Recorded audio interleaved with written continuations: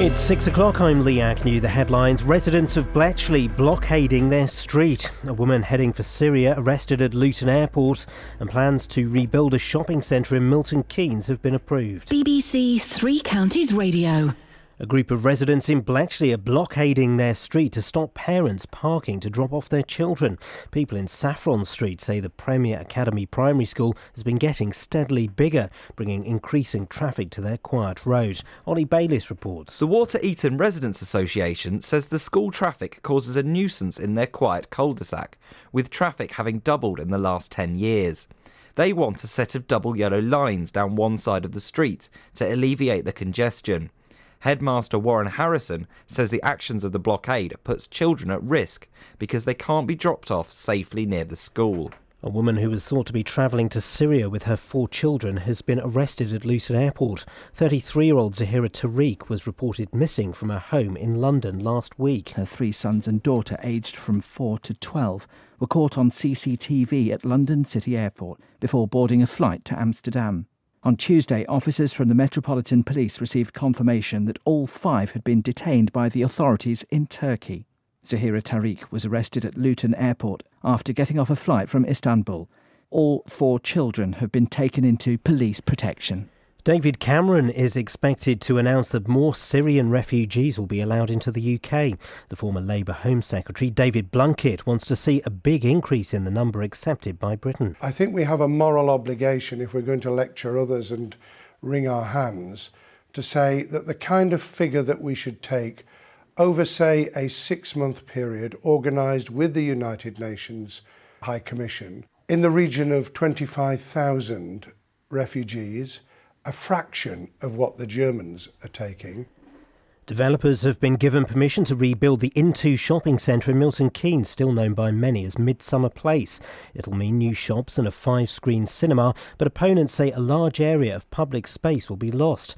Rebecca Kurth from Central Milton Keynes Town Council is disappointed that councillors voted against plans that had already been approved for the area. An application which directly contradicts that plan has basically been approved tonight, and that sends a terrible signal to residents, to neighbourhood planning, to government. In sport, Britain's Andy Murray survived a scare at the US Open but beat the unseeded Frenchman Adrian Mannarino. Johanna Konta is also through to the 3rd round, but Wellin's Aliash Bedene lost in 4 sets to the American Donald Young. The weather will be mostly dry with sunny spells, but with the chance of a shower in places. Top temperatures today just 15 degrees Celsius, 59 degrees Fahrenheit. You can get the latest news and sport online at bbc.co.uk/3 counties. Now, get ready, we're going to play some rock and roll. 1, 2, 1, 2, 3, 4. Well, that'll be the day when you say goodbye. That'll be the day when you make me cry. You say you're gonna leave, you know it's a lie. 'Cause that'll be the day, hey, when I die. Well, when Cupid shot his dart, he shot it at your heart. So if we'd ever part, and I feel blue, if that you love me, baby, if that you tell me, baby, that someday when I be true. Oh, that'll be the day when you say goodbye. If that'll be the day, wow, you make me cry. You say you're gonna leave, you know it's a lie. 'Cause that'll be the day, hey, when I die. Well, that'll be the day. That'll be the day. That'll be the day. That'll be the day.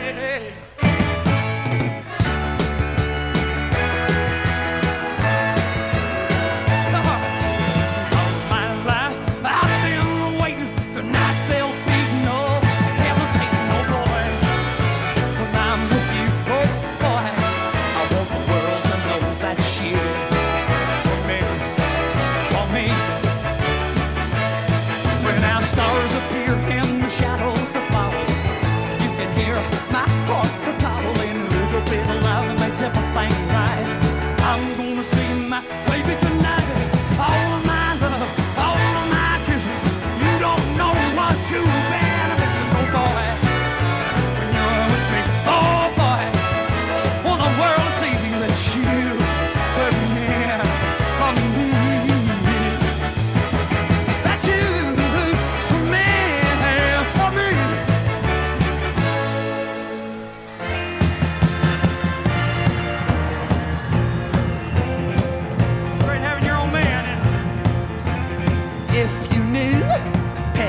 Sue, then you'd know why I feel blue about Peggy.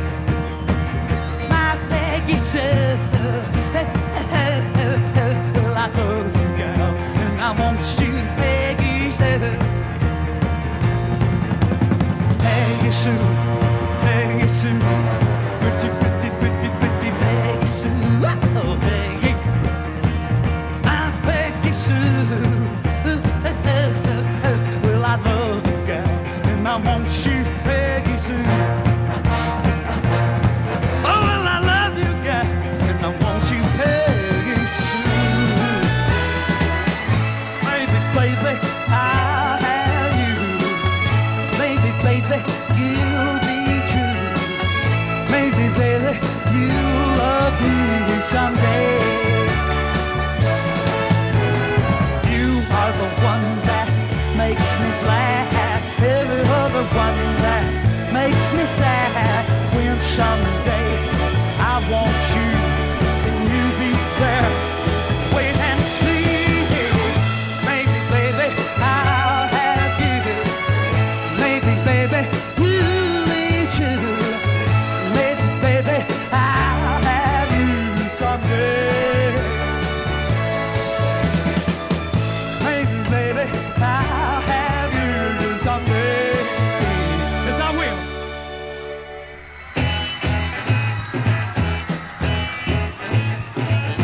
I'm gonna show you how it's gonna be.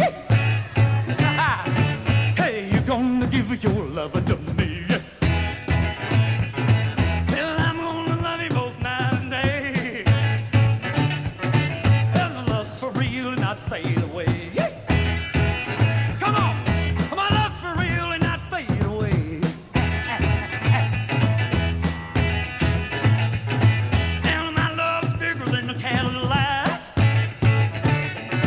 Well, I tried to show you and you driving me back. Well, my love for you has got to be real. For you to know just how I feel. And my love's for real and not fade away.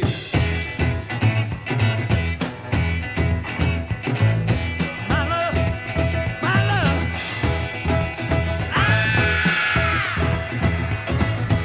I forgot this kind of. This goes on forever. It's like the whole side of an album. You really did rinse that out, didn't Didn't you? it? Richie Valens, come out help me, son. It's a rare recording of Buddy Holly live on the night he died. And here comes Richie Valens and the Big Bopper. Imagine that. You know what the Big Bopper's. The Big Bopper is famous for three things. Three things. Do you know what those three things Going, are? hello, baby. Hello, baby. That's not bad. Being fat. Being old. No, he wasn't old though. He didn't get old. Wasn't he? He was middle-aged. He was being the other one that died on the aeroplane. Yeah, but What about the pilot? What's the pilot's name? There's a Pubtrees Quivia question. Pubtrees Quivia. What was the pilot's name, guys? 03459 455. I don't care. Oh, thank you, Clear Lake. There we go, Buddy Holly live. See you next year. Yeah, I'm afraid that won't happen, buddy, because you're going to get on an aeroplane.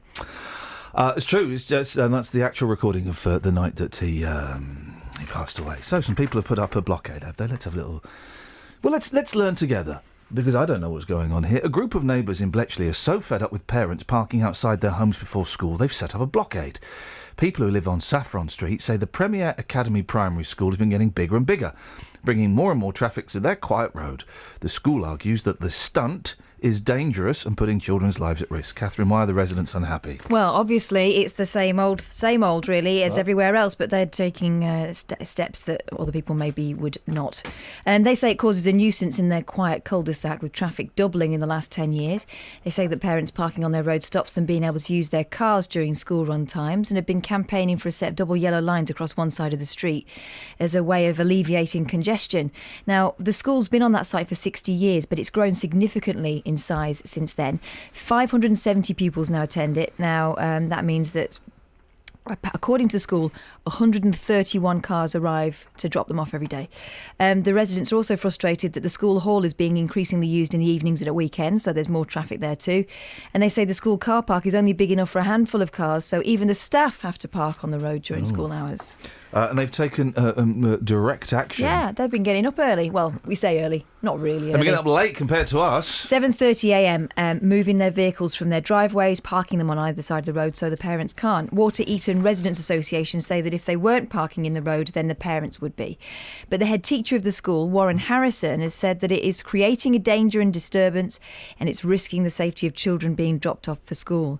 The chair of the Residents Association, Peter Cooling, says the blockades will continue on a regular basis, and he'll be talking to you later on. So hang on, I'm confused. Are they blocking the street, or are they just parking? They're blocking the parking areas. So they're parking? Yeah, so they're parking where they don't need to. I wouldn't call that a blockade. No, when I first heard this, I thought it was some sort of, and also, straight across the road. Why have they got to get...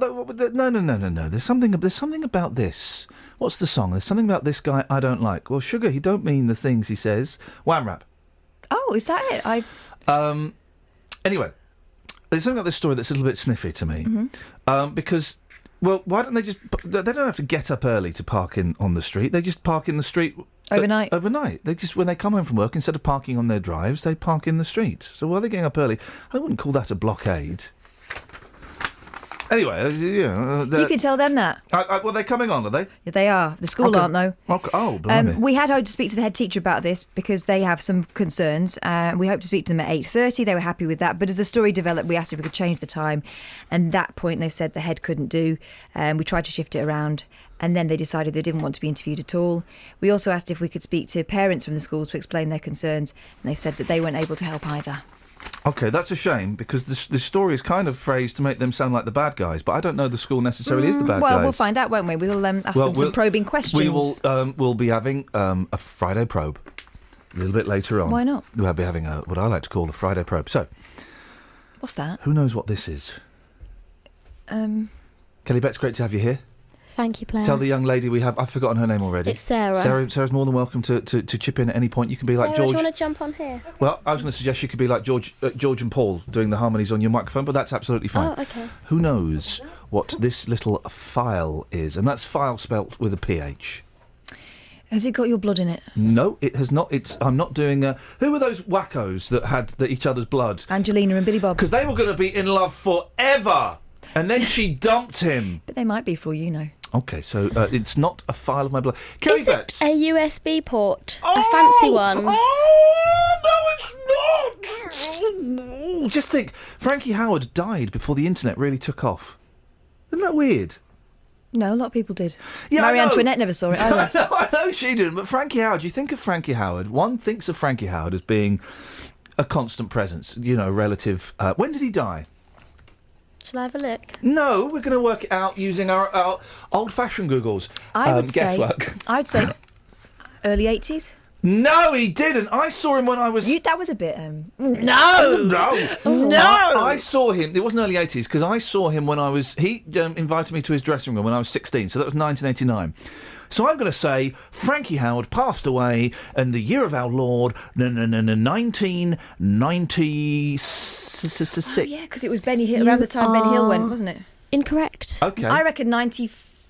No, you said early 80s, mate. No, so hang on, I'm having another think. You can't have another think. He didn't get another chance at life. Well, he did in many ways with his career. 90... Well, no, don't just say one that's near me. No, I'm not. For all you know, I might just leave it there. 90. Oh, she's close. But it doesn't count because it was her second. Yeah, that's true. So, it was... Would you like the answer? No, actually, I wouldn't. I'm not going to give it to you. Let's leave it dangling. Let's just leave it. Let's leave Frankie Howard dangling. I But believe you like that. it was in April. Well, this year? Nope. OK. So... A file with a PH. A file with a PH. It's a little silver file. It's got a little hook on it. This, dear listener... It's rattling. Can I look at it? Can I hold it? Don't open it. I won't open it. This, dear listener... basically, what I'm carrying there is my old age. That's my old age. Oh, gosh. Is in there. Do you know what that is? Has it got pills in it? No, I've got pills in it. That was my young age. I was taking a lot of medication, not prescribed. No. What you're holding there, Catherine Boyle, is it Parma Violets? Oh, it's kind of an equivalent. We'll find out in a bit. Travel news for beds, cards and bugs. BBC Three Counties Radio. In Woodford on the North Circular Road, there are delays because of some roadworks going on between the M11 at the Charlie Brown's roundabout in Woodford and the A12 at the Redbridge roundabout. There's down to one lane in both directions while the roadworks go on at Nightingale Bridge, so expect some delays there. It's already looking slow. Looking at the A40, it's moving fine at the moment in Stokenchurch, but there's some temporary traffic lights at the junction for Church Road. And on the motorways, there's no reports of any problems so far, but on the M1 in both directions between junction 12 for Flitwick and 11 for Dunstable, there's a lane closed for roadworks, so expect some queues to build up there when it starts to get busier. On the train departure boards, the 6:11 train from Stevenage to Leeds is cancelled, and if you're using the underground, the Bakerloo line at Paddington, the station's closed because the escalators are broken. Samantha Bruff, BBC Three Counties Radio. Thank you, Sammy. Right, 6:16. It's Friday, the 4th of September. I'm Iain Lee. These are your headlines on BBC Three Counties Radio. Residents unhappy about parking in Bletchley are blockading spaces in their street to stop parents dropping their children off at school. A woman who was believed to be taking her 4 children to Syria has been arrested at Luton Airport, and plans to redevelop Midsummer Place shopping centre have been approved by Milton Keynes Council. On BBC Two. He contributed so much, shortening the war by 2 years. Good heavens. Alongside Alan Turing, Gordon Welshman was a World War II code-breaking genius. If people knew how absolutely he was the kind of spine of the entire Bletchley Park operation, then they would look at him in a completely new way. So what led to him being written out of history? It seems to me that some of the things have been kept secret too long. The Make It Digital season explores Bletchley Park, Code-Breaking's Forgotten Genius. Monday night at 9 on BBC Two and BBC Two HD. OK, so we have a guest voice with us today. We have Sarah. Good morning, Sarah. She can't hear us. She doesn't have her headphones on. That's absolutely fine. But we are playing Guess What's in Ian's File. With a PH. With a PH. You don't want to know what's in my file with an F. And you don't want to know about any of my something files. But it's file with a PH. What do you think is it? It's my old age, dear listener. My old age. Is it a sample of some kind? It's. Well, why don't you open it up and have a taste? Oh. No, I mean, I'm joking. Why don't you open it up and have a little look-see? If I sniff it, am I going to pass out? No. I'm a bit sniffy today. I'm just going to get my handkerchief. Oh. Come on, have a look. Oh. Yeah. What is it? Yeah. Well, there's some kind of plug. with a rubber end. They're for upstairs. Earplugs. They're my earplugs. Because I'm going to a concert tonight. Oh, of course. I'm going to a concert. And but you've got going to a concert of old men. You should be all right. No, it's going to be. I'm going to the Monkeys tonight, and I am. And I should have been wearing. Guys, please. If you could go back and tell yourself anything in time, what would it be? Protect your cochlea. It would. Sorry. Oh no, you're in your ear. It would be put some flipping earplugs in, you idiot, because you're going to have tinnitus and go deaf by the time you're 42. I'm virtually deaf, so I've got to have earplugs to protect. And I'm a tinnitus. Oh, flipping it! He is deaf because he can't hear. Over hubbub. Now both of you are speaking at the same time then when I didn't get it. Here's the thing, right? When I was young, sign of a good concert was how many days afterwards your ears were ringing, right? My ears are ringing like 24/7, 365, 366 on a leap year, an LY, to save time. So I'm taking these bad boys so it don't get no worse. Mm-hmm. That's a good idea. Thank you. Sensible. Very proud of you. Thank you. I mean, it is a bit sort of shutting the stable door once the horse has Well, got. It's been put down. The horse has bolted. It's shot. It's over. It's over. It's an ex-horse. It's game over for that horse. But I'm doing it to protect myself. My boy's got his ear defenders. I'm taking my 5-year-old son backstage at a Monkeys concert. I mean, really, it just doesn't get any better than that.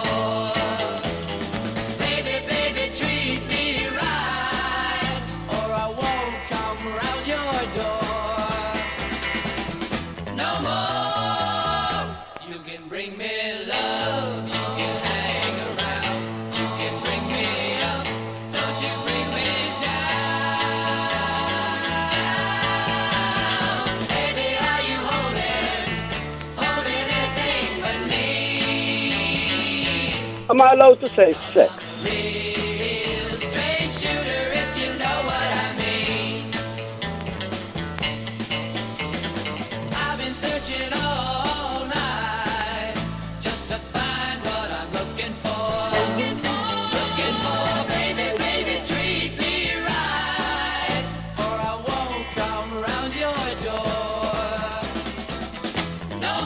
A wink in time saves lives.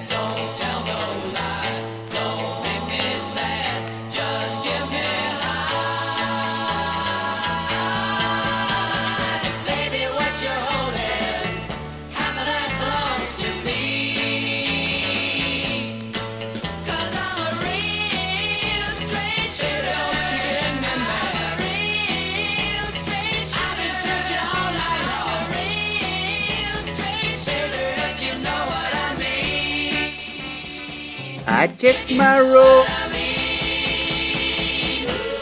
That was not meant to. That was not what I thought that was. Thanks, mamas and papas. I really. That was nice, wasn't it? Yep, I like that. I like Cass dancing. I like her little feet going. Yep, we like Mama Cass. We're going to play iPod Roulette at 7:30. So Ribena Rosie, I believe, is still the current champion. If you're a pop star and you're up at this time in the morning, can you give us a ring? We need to sort this out because we're going to need a pop star every Friday between 7:30 to be a judge, and we dropped the ball. We dropped we dropped the Smash Hits poll winners award today. We haven't got a pop star. We threw the ball to Justin. So, and Justin fumbled like a romantic. So if we have any, and I know this is not the done thing. If we have any, okay, here's how we do it. If we have any pop stars listening, or any people that want to pretend to be pop stars. If you want to pretend to be a famous pop star, we need you at 7:30 to be a judge for Maybe iPod your name's Roulette. Paul Young and you're not that Paul Young, but you can be Paul Young for us. Roger Peterson. No, I'm not aware of this. Roger Peterson. Roger Peterson. Roger Peterson. Who is Roger Peterson? We've talked about Roger Peterson this morning on the show already. Oh. The pilot. The unfortunate Thank you very pilot. much. The unfortunate pilot that that inspired that really boring song by that fat old man. American Pie. There we go. Sorry? Yeah. Huh? It's a boring song. It's No, so... but it's handy though, isn't it, for a lot of DJs? Very handy. It's in two ways. It can be called, what's the term for it? A poo song. For two reasons. One, because it is poo, and two, because it's time to go and have one. Yeah. So Don McLean, you've saved my bum again. Is the title of my new book, which should be Where's in Amazon. Ian gone? He's having a Don. he's having a Don McLean. He's McLeaning up. Grumpy Jamie's offering himself again as a judge. Oh, he loves it. Well, although you couldn't tell from his voice. What pop star is he going to be? yeah, he's got Jamie. If you want to do it, you've got to. Jamie's wife is hot. I mean, I don't understand what's. It's his dazzling personality what done that. Don't, because we are literally bullying. We're bullying. And that, for some reason, is frowned upon these days. Back in the day, it was very popular. I'm not bullying. I'm just giving Grumps a little dry ribbon. Okay. What? Is that like a dry humping? Well, I mean, to some people. Justin. Hello, boss. Good morning. You Hello. discussed me, by the way. Sorry? Oh, Don McLean. We American did Pie classic. discuss you. Yes. Yeah. What? What, American Pie. What are you talking about? shut up, mate. No, I won't shut up. It's a classic. No, shut up. It's boring. Deary me. Words fail me. The thing is, though, we know that that's true because we have evidence. Here's some evidence of words failing you. You can smell memories. You don't have to say hang on. love me. Who's this? Just because I had. Oh my God, that was 'Cause I had. that was words failing somebody else. I like it when people on the street sing. I do as well. Dealey, you're doing a very special. We've got this feature that we came up with a couple of weeks ago where George Cole died and everyone played tribute to him, and Cilla Black died, everyone played tribute to her. Blakey from On the Buses died, and everyone went, huh? The bloke from That Darn Cat died yesterday, and everyone went, but I thought, why are you anyway? So we've come up with this feature where we pay tribute to legends who before they leave. died. So old legends before they leave. Okay, that's what we've come up with. And we're not going to say who it is yet, Justin. Yep. But I'd like to play just a little bit of a clue so that people people might be able to work it out from this clue. Okay, hang on a second. So this is who we are going to be paying tribute to later on today. Okay, here we go.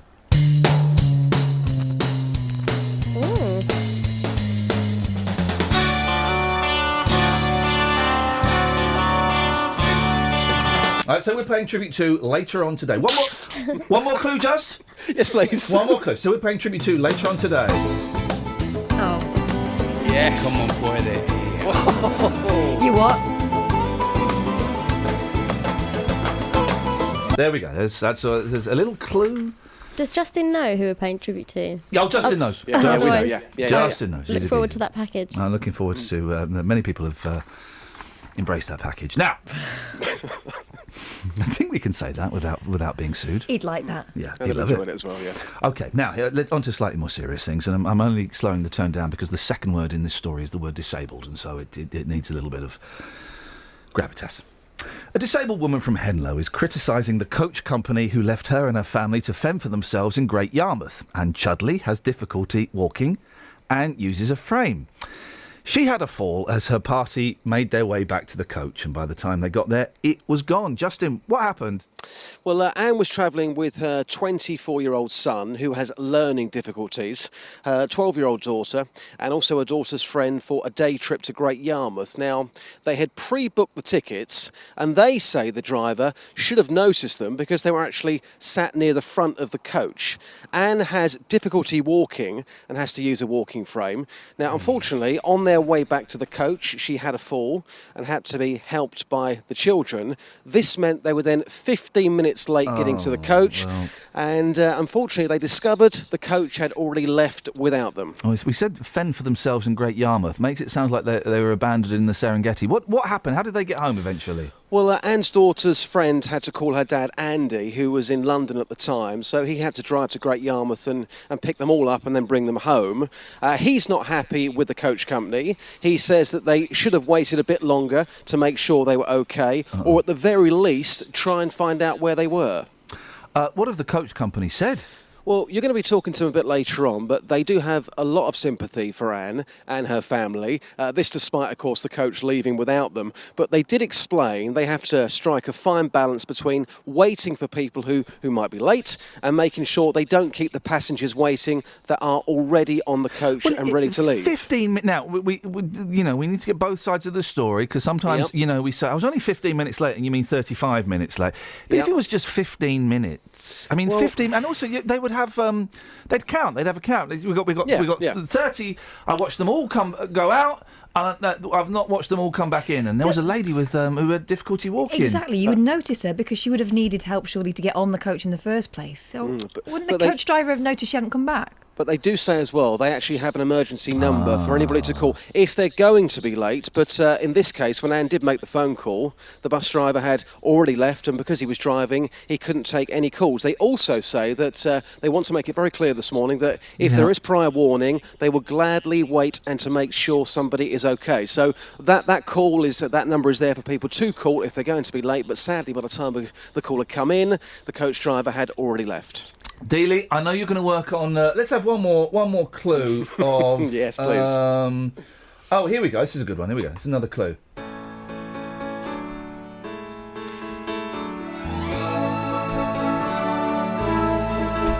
There's another clue there. So we're paying tribute to someone, a living legend, not who you think it is from that.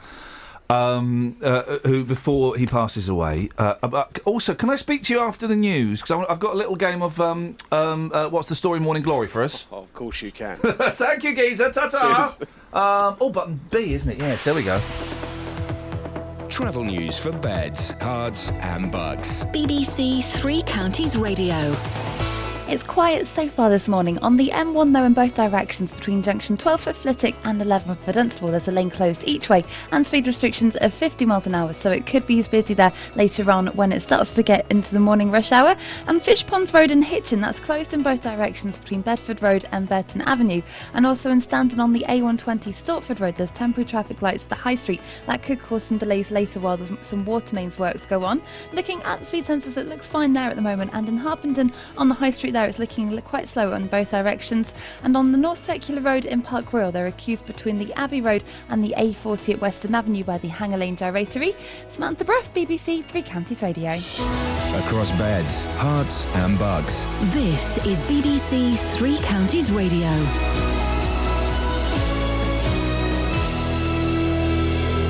It's 6:30. I'm Lee Agnew. The headlines: a group of residents in Bletchley are blockading parking spaces in their street to stop parents dropping off their children.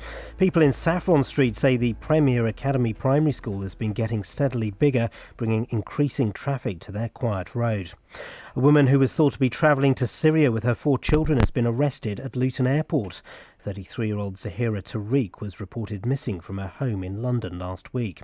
And developers have been given permission to rebuild the Into shopping centre in Milton Keynes, still known by many as Midsummer Place. It'll mean new shops and a 5-screen cinema, but opponents say a large area of public space will be lost. The weather will be mostly dry with sunny spells, but with a chance of a shower in places. Top temperatures today just 15 degrees Celsius, 59 degrees Fahrenheit. Three Counties Sports. BBC Three Counties Radio. Wales are now just one victory away from reaching their first major tournament for the first time since the World Cup in 1958. Gareth Bale's second-half header was enough to beat Cyprus 1-0. Sweeps it towards Bale with a header! And Gareth Bale, would you believe, is the man on a mission to take Wales to France. Luton Town will be without Cameron McGeehan and Paddy McCourt for tomorrow's trip to Cambridge. Paul Benson is a doubt with a neck injury, and Hatters manager John Still says defender Scott Cuthbert is also doubtful after picking up an injury in the midweek win against Leyton Orient. What happened? It cramped up, and he thought it had gone. So we took him straight off. Yeah, it might be all right Saturday, but he just cramped up. He said, as he's ran towards me, I've just got to turn my body and I couldn't move my leg. But he hasn't trained today. But he might be all right, yeah.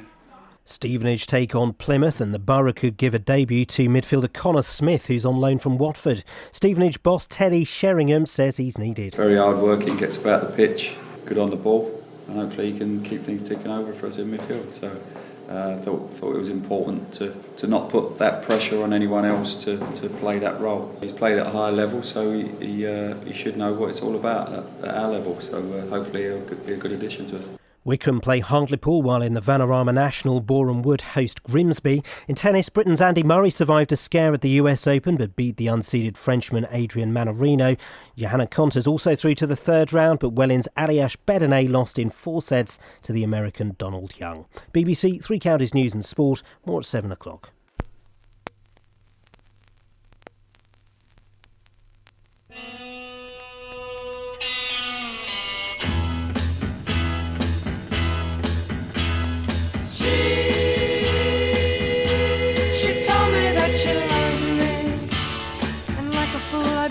From the start,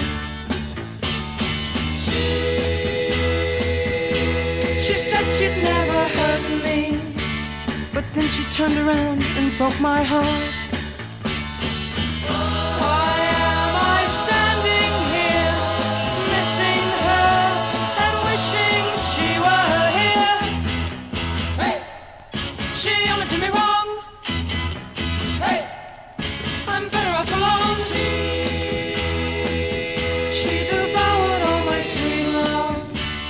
Took all I had and then she fed me dirt. She laughed when I was crying. It was such a joke to see the way it hurt. Why am I standing here, missing her and wishing she were here? Hey! She only did me wrong. Hey! I'm better off alone. And now I know just why she keeps me hanging round. She needs someone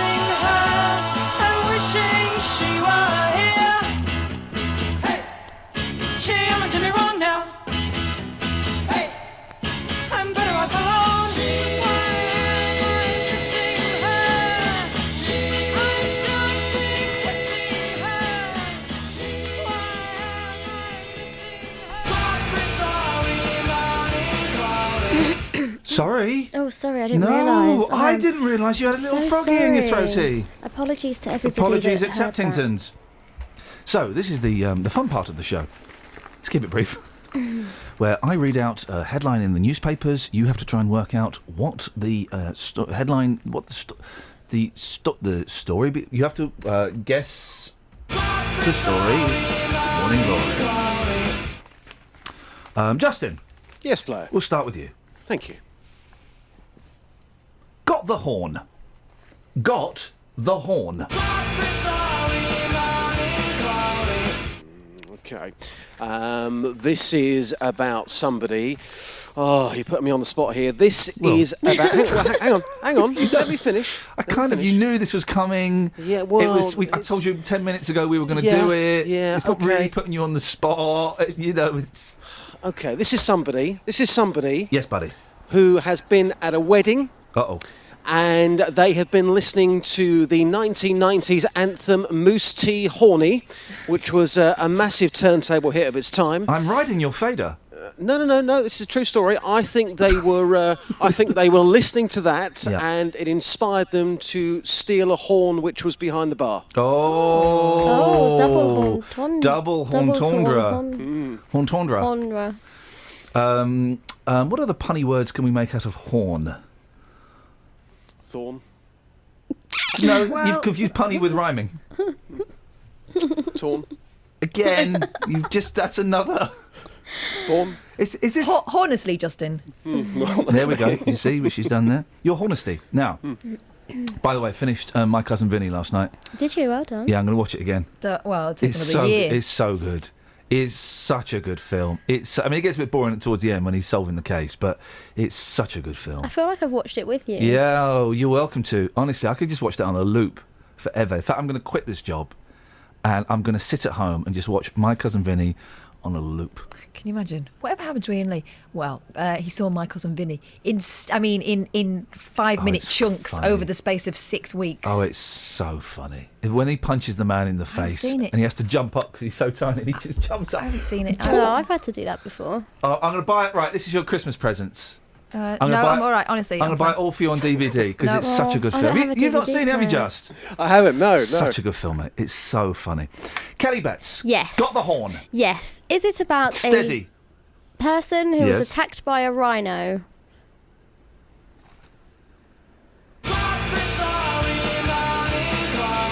Just say that again. Ask me that again. Is it about a person who was attacked by a rhino? Yes. No, she's got it right. Oh. She's got the horn. I have. A man dies in this, so let's be sensitive. Oh, hang on. So a man dies in this and they use that as the headline? No, this is a double horntondra. Honestly. You're welcome for that, by the way. This is 2 examples of the horn. The fun one and the sharp one. An animal handler was crushed to death when a sexually frustrated, one horn, rhino, double horntondra, went berserk in Zimbabwe. All in all, though, I'd say sad story, not probably... Yeah. Oh, but it's not. The story's almost irrelevant to this feature. Got the horn is the fun bit. I feel a bit guilty now for mentioning Moose Tea. Yeah, you should. I'm going to clip that. Please do. Justin? Great track, though. Great memories. One more clue as to who we are paying tribute to today. It's the new feature where everyone gets all the credit, when they die. Let's celebrate these old legends while they're still alive. Oh, here we go. Here's a clue. Hang on a minute. Oh, really? I dig those girls. It's not David Lee Roth, guys.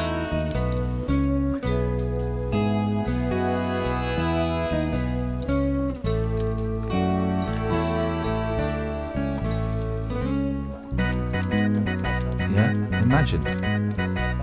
There we go. I've got one more clue. Last clue. Come on. Last clue. Wow. This is a whole album of this. I can't believe he had the audacity. all the leaves Go away. Wow. Ah, what a legend. Whenever I see sand, I think of this man. Okay, we'll go and think of... I can joke in my head, stays in my head. Go and make great radio, Justin. Thank you, boss. I'll try. Then come back here and we'll lower the tone ever so slightly. What have you found in the papers, Catherine? Not a lot. Morgan Freeman dressed up as a mummy with a crutch. I don't know why. One of Apple's first computers, built in a garage in 1976 and costing $666, may fetch at least $330,000 at auction. Yes, because it's later old. this month. Because it's old and rare, and there aren't many of them. Here we go. This is a fun. All right, this is a fun one. If the story about Guy being killed wasn't fun enough for you, you biscuits. You biscuits. Have you seen this? No. Aldi bosses have... Oh, yes. This is good. You'd like this, Kelly. Thank you. Aldi bosses have... this story is by Richard Moriarty. Aldi bosses have changed the packaging on a brand of cheese biscuits after shocked shoppers saw it spelt out the C word. You biscuits. The gourmet crackers with rosemary promise customers deliciously thin and crispy biscuits in an English country garden. But bungling graphic designers put 4 letters from the word country in capitals. And you can guess which ones. Now, this is an unusual way to describe a customer. So Tom Coulton is the customer who spotted this. Guess which word they've used to describe him? Thrifty. Punter. Oh! Punter Tom Coulton noticed and wrote on the Budget German Giants Facebook page, I was just curious about your choice of letter capitalisation on the packaging of your rosemary gourmet crackers.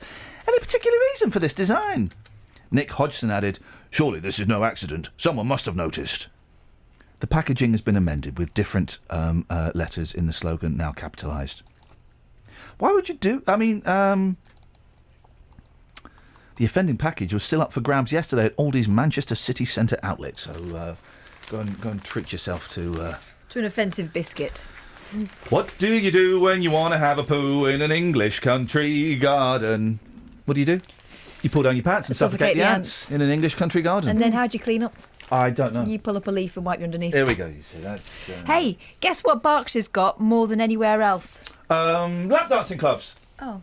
Am I right? Yeah! Hey! Berkshire's 17 strip clubs gives its population of 154,000 more flesh joints We should have said, by the per way... person than anywhere in England. I drove past one the other day. They have a happy hour between 1 and 8. That's weird. That's not an hour. I know. Maths is not their strong point. It should have said, by the way, it's an adult... It's a triple X rated show today. You've got to be over 56 to listen, which is the case in most BBC local radio anyway. But it's a little bit raunchy today. It was a little bit blue. Something for the dads. What do I do with my young ears? Well, I've got my earplugs if you want to use them. Oh, okay, yeah. Okay, well that's that sorted out. Yeah, so you drove past one and they have a happy hour from what? 1 till 8? 1 till 8. A happy hour from 1 till 8. It's an old converted pub with the windows blacked out. It's in Chalvey in Slough. And happy hour 1 to very to some people. Happy hour 1 till 8. There used to be one at a roadside on my way home, and I often thought, I wonder if I could pop in and maybe earn a few more quid. But then, no. Let's anyway, be realistic. It was called Speed the Plough, which I thought was the whole point of going to a lap dancing place. Blimey. My friends used to go to a very famous one in London. Yeah. And I never actually. Here's my friends. I never actually went to this one, and. They said, oh, you should come along. It's great. Someone who's now very, very powerful in television, and I think is now quite high-ranking in BAFTA. You should come along. It's great. All you got to do is put a pound in a pint glass. I mean, now... The pint glass gets passed around, and you'd put a pound in there. Is that all? Apparently... apparently that was... I thought they were contactless these days. So may have said that was over the odds a little bit. Travel news for beds, cards and bugs. BBC Three Counties Radio. On the M1 in both directions between junction 12 for Flitwick and 11 for Dunstable, there's a lane closed for roadwork, so expect some delays there, but it's looking fine on the speed sensors at the moment. On the A14 High Wycombe, there's roadworks at West Wycombe Hill Road, and in St Albans on the North Orbital Road, there's a lane closed between the Park Street roundabout and the London Coney roundabout. That's for roadworks, and looking at the speed sensors, it is starting to look a little bit slow at the moment.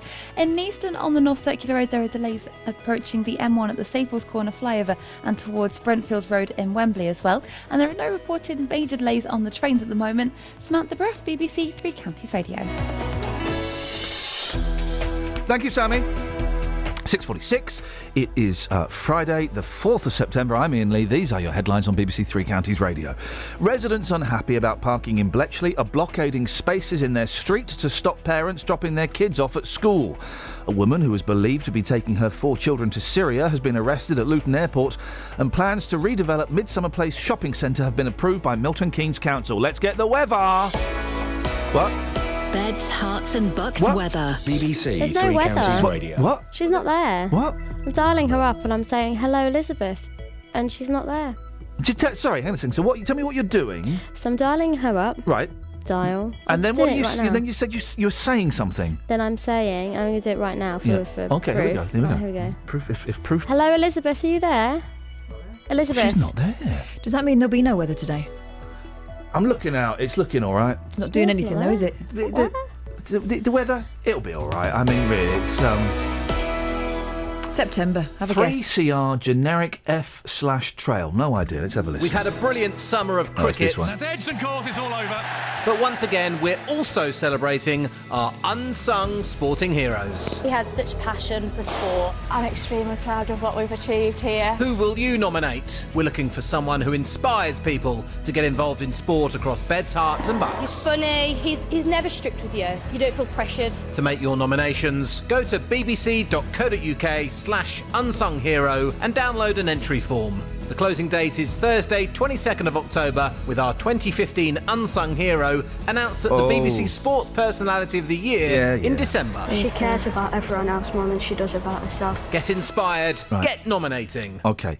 Firstly, he's not a very good coach then if he's not pressurising people. You've got to be pressurised. Yeah, just let him have a laugh, isn't he? I've got to. I'm just going to get my stick. I'm going to put it in the pot full of poo-poo, and I'm going to stir. Oh, what's happened? Got an email.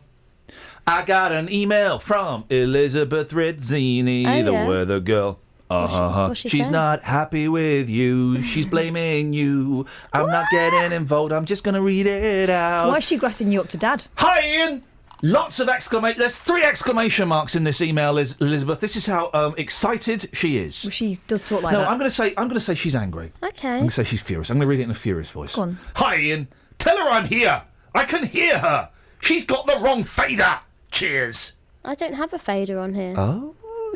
Tell me. No, I'm not going to reply. You tell the listeners what you'd like to say to Elizabeth, who's just accused you of being not very good at your Incompetent. job. Incompetent. That's the word.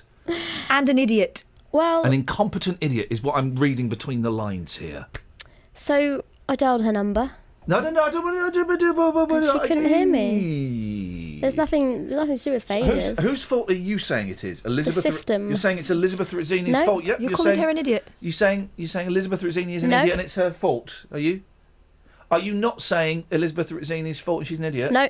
So you are saying it. We knew she was. You've just called Rizzini an idiot live on air. This is an industrial smackdown. Why is she telling you and not me, though? Because you're no good at answering emails. You probably would click the wrong fader Fair on the point. email and it will go to Zimbabwe. Zimbabwe.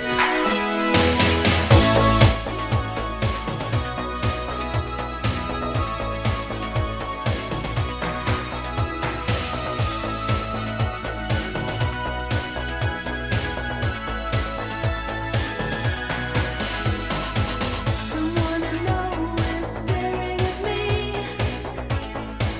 and when I look into her eyes, it's the girl that I used to be.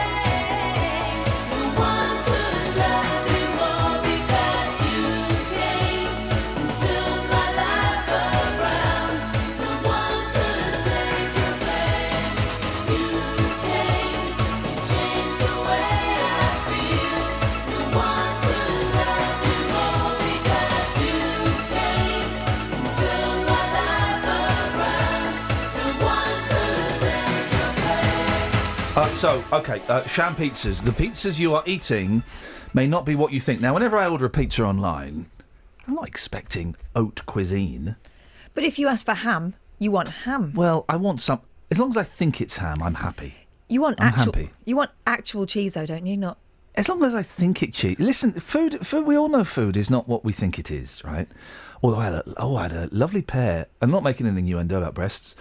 I had a lovely pear in my back garden yesterday. There's always a pear treat. I love it. It's a bit hard, but I still had some. I'm not making innuendo, Kelly, so don't you sniggering for me. Stop that. This is actually healthy. I had my health check yesterday. How's your health? Hey. Oh, dear. How long you got? The chances of me having a heart attack in the next, was it 5 years or 10 years? It's only 5%. That ain't bad. But a little bit tubby and cholesterol, it's a little bit, blood pressure's just a little bit. Yeah, but that just means you're not a SWAT. I'm not a health SWAT. Yeah, exactly. But I wouldn't mind, I bet that Brendan, I bet he's clean as a whistle. Brendan weren't allowed to go up there because he was under 40. Yeah. He was under 40. Oh. I was allowed to go up there because I'm over 40. Oh. Special rights. One day I'll go up there. I was doing it. I was up there, right? I was having my blood pressure tested, right? Mm. And Jeff Doyle, you know the sports boy, the little boy? Is he over 40? No, but he just kept bursting in. The bloke's going, could you get out, please? What did he? He just kept coming, come in here. Get out, Doyle, you little swat. You sports swat. When are you going to make love to a football? Hello? It's hard to get purchase. Well, he's only tiny. He's like when we had Benji Bunny and he used to mount the football. He's like that. When are you going to make love to a long jump? A long jump? Yeah, when are you going to kiss a javelin? Anyway, at the pointy end, that's probably quite dangerous. So anyway, so Jeff Doyle kept coming in. And he's only thing is you can't see him because he's so tiny. So wee. And then he'd come in and he just kept my blood pressure kept going up every time he came in because I got a little crush on him. So we had to ask him to evacuate the premises. He was taken outside and fired from a cannon. So pizzas. They've not got cheese on or ham. Well, in some cases. not all of them. No, well, let's pretend it's all of them. Okay. Let's make it worse. Okay. Hungry diners are being conned by takeaway pizza restaurants that replace ham with turkey and use fake cheese topping. Not like that. Bosses at the fakeaways have been warned they may face prosecution for the dangerous scam. Back up. You can't just fakeaways. That deserves a round of applause. The fakeaway. Great. Guys. Pizzas from 15 fast food outlets were checked and 5 had turkey instead of ham. You would know turkey ham is very wet. No, you don't. It's wet, isn't it? It's too wet. Have you ever had turkey ham? I'm not really a ham fan. I tried cooking with turkey mince once because I thought, well, it's slimline and was trying to get everyone a little bit less tubby. You do know that this is going out on the radio. Wet. This is actually, people are actually tuning out. I'm going to say it, and I think people who've tried it will know turkey is too wet. Can't get any purchase. Not on a football. No. Keeps you busy though. Doesn't it? It's like telling an idiot to go and stand in the corner of a round room. Thank you very much indeed. Where would they go? Sorry? Where would they go? Well, that's... Kelly, I'll find you one. Is that the end of that? Well, yeah, they were doing that. Do they name and shame? It was in Derbyshire. Okay. Nothing for us to worry about. I'm sure all the pizzas here have exactly what it says on the menu. Here's a story that actually, I never want to see this story, and we've done it on this show before. And next time it comes up, we ain't doing it, because it's not a story. Well, why are you doing it now? Little boy with rude common parents doesn't follow rules. My brother. He's got a bad haircut. So he was sent home from school. Yeah. And why is that in the paper? Why was that on the radio? Because his parents moaned. A lad was sent home. We're supposed to feel sorry for him. Let's have a look. That is a ridiculous I feel haircut. sorry for him that his mum thinks that's appropriate. A lad was sent home on his first day at school for having a haircut like his footy hero Sergio Aguero. Man City fan Gary Hill, 11, had tram lines and a Mohican. Man City. He claimed a teacher said to him... Now, if a teacher said to him, respect to the teacher. I don't believe a teacher said this, but if he did, respect, because he must have gone back to 1976 for a teacher to say this. Hey, Mr. Tramlines, aren't you ashamed of yourself? Now, no teacher in 2015 would say that, boy. Dad... It's a Mancunian teacher. So the lad's called Gary, right? Of course he is. Do you know what the dad's called? Barry. Gary. Mm. Dad, Gary Senior, 45, said, "I was just with that chuff. was the first day at a new school. The boy was allowed to return once his hair was shaved evenly. Eamon Murphy, head of Ashley Sports College in Duckinfield, Cheshire, said, "These are the rules and the parents know them." Yeah. Was this not a story? Fair dues. He broke the rules, he got sent home. It's a shame the kid had to suffer for the parents' stupidity. I don't get why they're doing this kind of shaving all the hair off apart from like a flap on the top. It looks like a bad toop. I don't want to see flaps. No. 03459 455 555 is the telephone number. Let's get the travel news now. Here's Sammy Bruff. Travel news for beds, cards and bugs. BBC Three Counties Radio. It's looking slow on the M1 northbound after junction 11 for Dunstable where the roadworks are, and on the M25 anti-clockwise it's busy from junction 17 for Maple Cross to 16 for the M40. In St Albans it's starting to get busier on the North Orbital Road where the roadworks are between the Park Street roundabout and the London Coney roundabout. In Borehamwood on the A1 there are delays southbound between the Holiday Inn and Barnet Lane at Stirling Corner, and on the North Circular Road in Woodford there's roadworks between the A12 at the Redbridge roundabout and Charlie Brown's roundabout in Woodford. That's causing really long delays from the Waterworks corner. On the train departure boards, the 7:02 service from Welwyn Garden City to Peterborough has been cancelled. Samantha Bruff, BBC Three Counties Radio. Sammy, thank you very much indeed. Stories that we can do this. Stories that should not be stories but continually pop up. I'm not looking at you, Lee, don't worry. But the story we always get about a kid being banned from school because they've got a shocking hair. Oh, yeah. Just follow the rules. Follow the rule. And parents allowing your 11-year-old kids to get stupid haircuts like that. Unbelievable. Local and vocal across beds, hearts and bucks. This is BBC Three Counties Radio.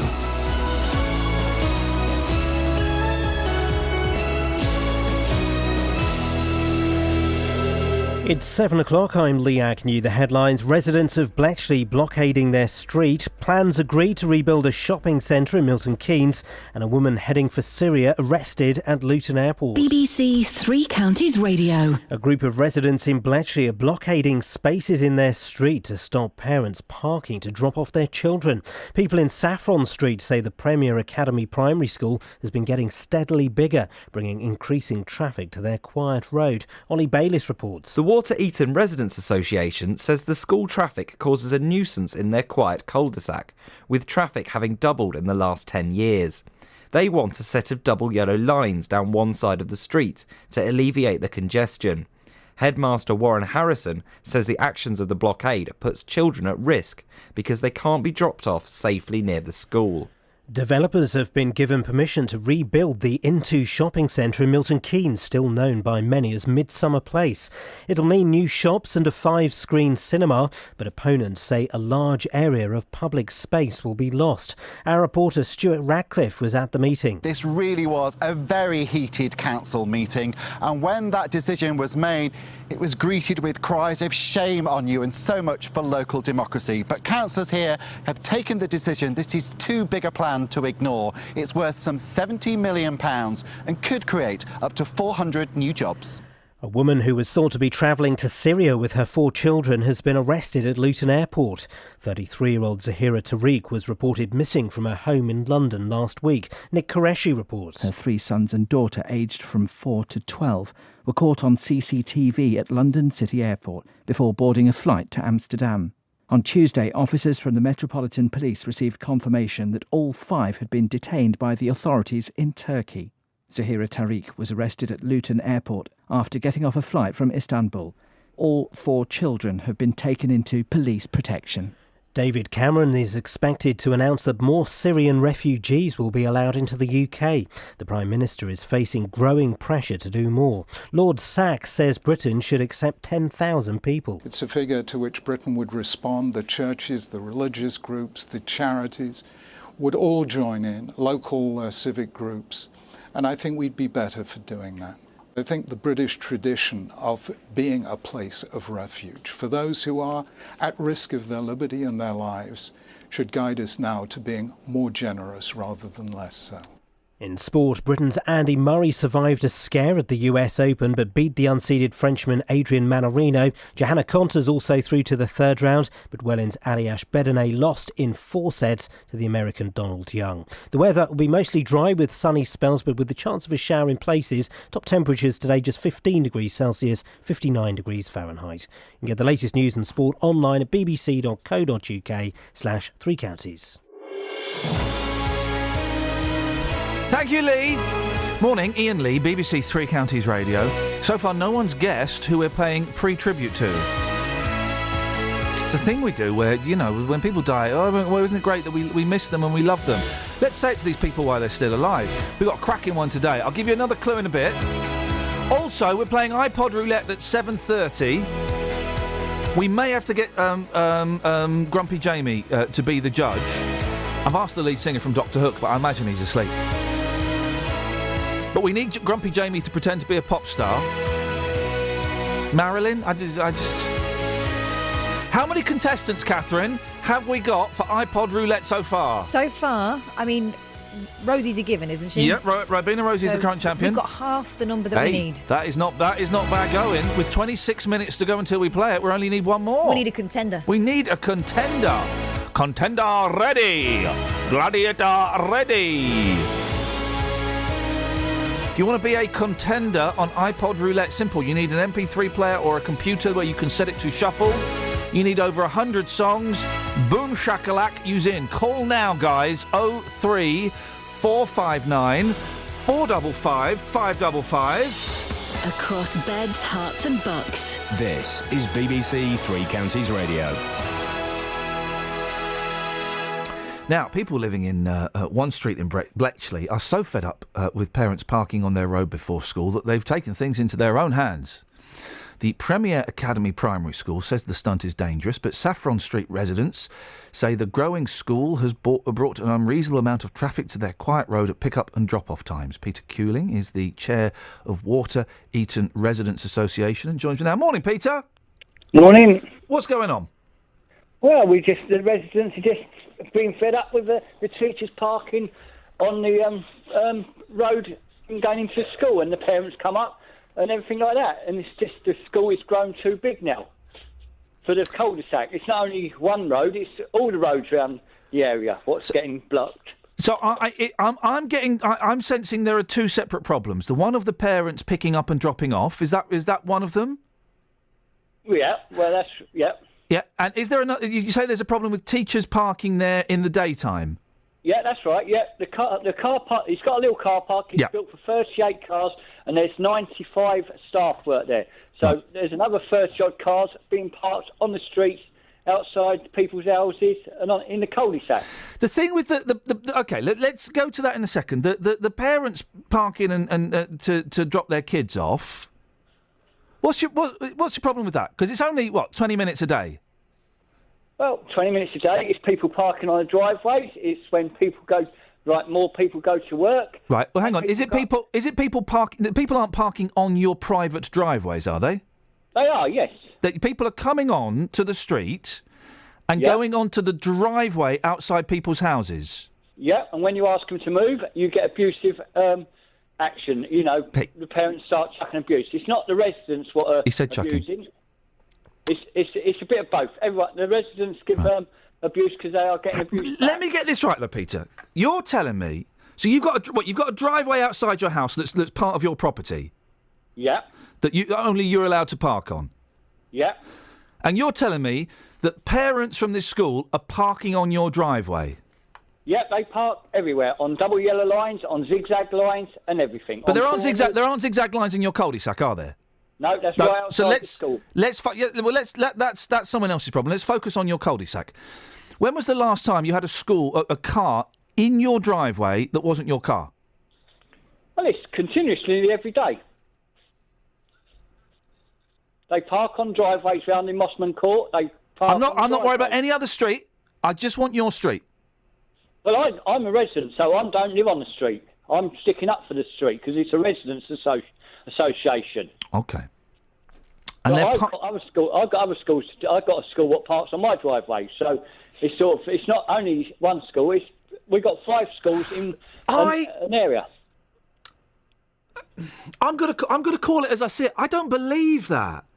I don't believe that parents are parking on a driveway. Well, we have pictures.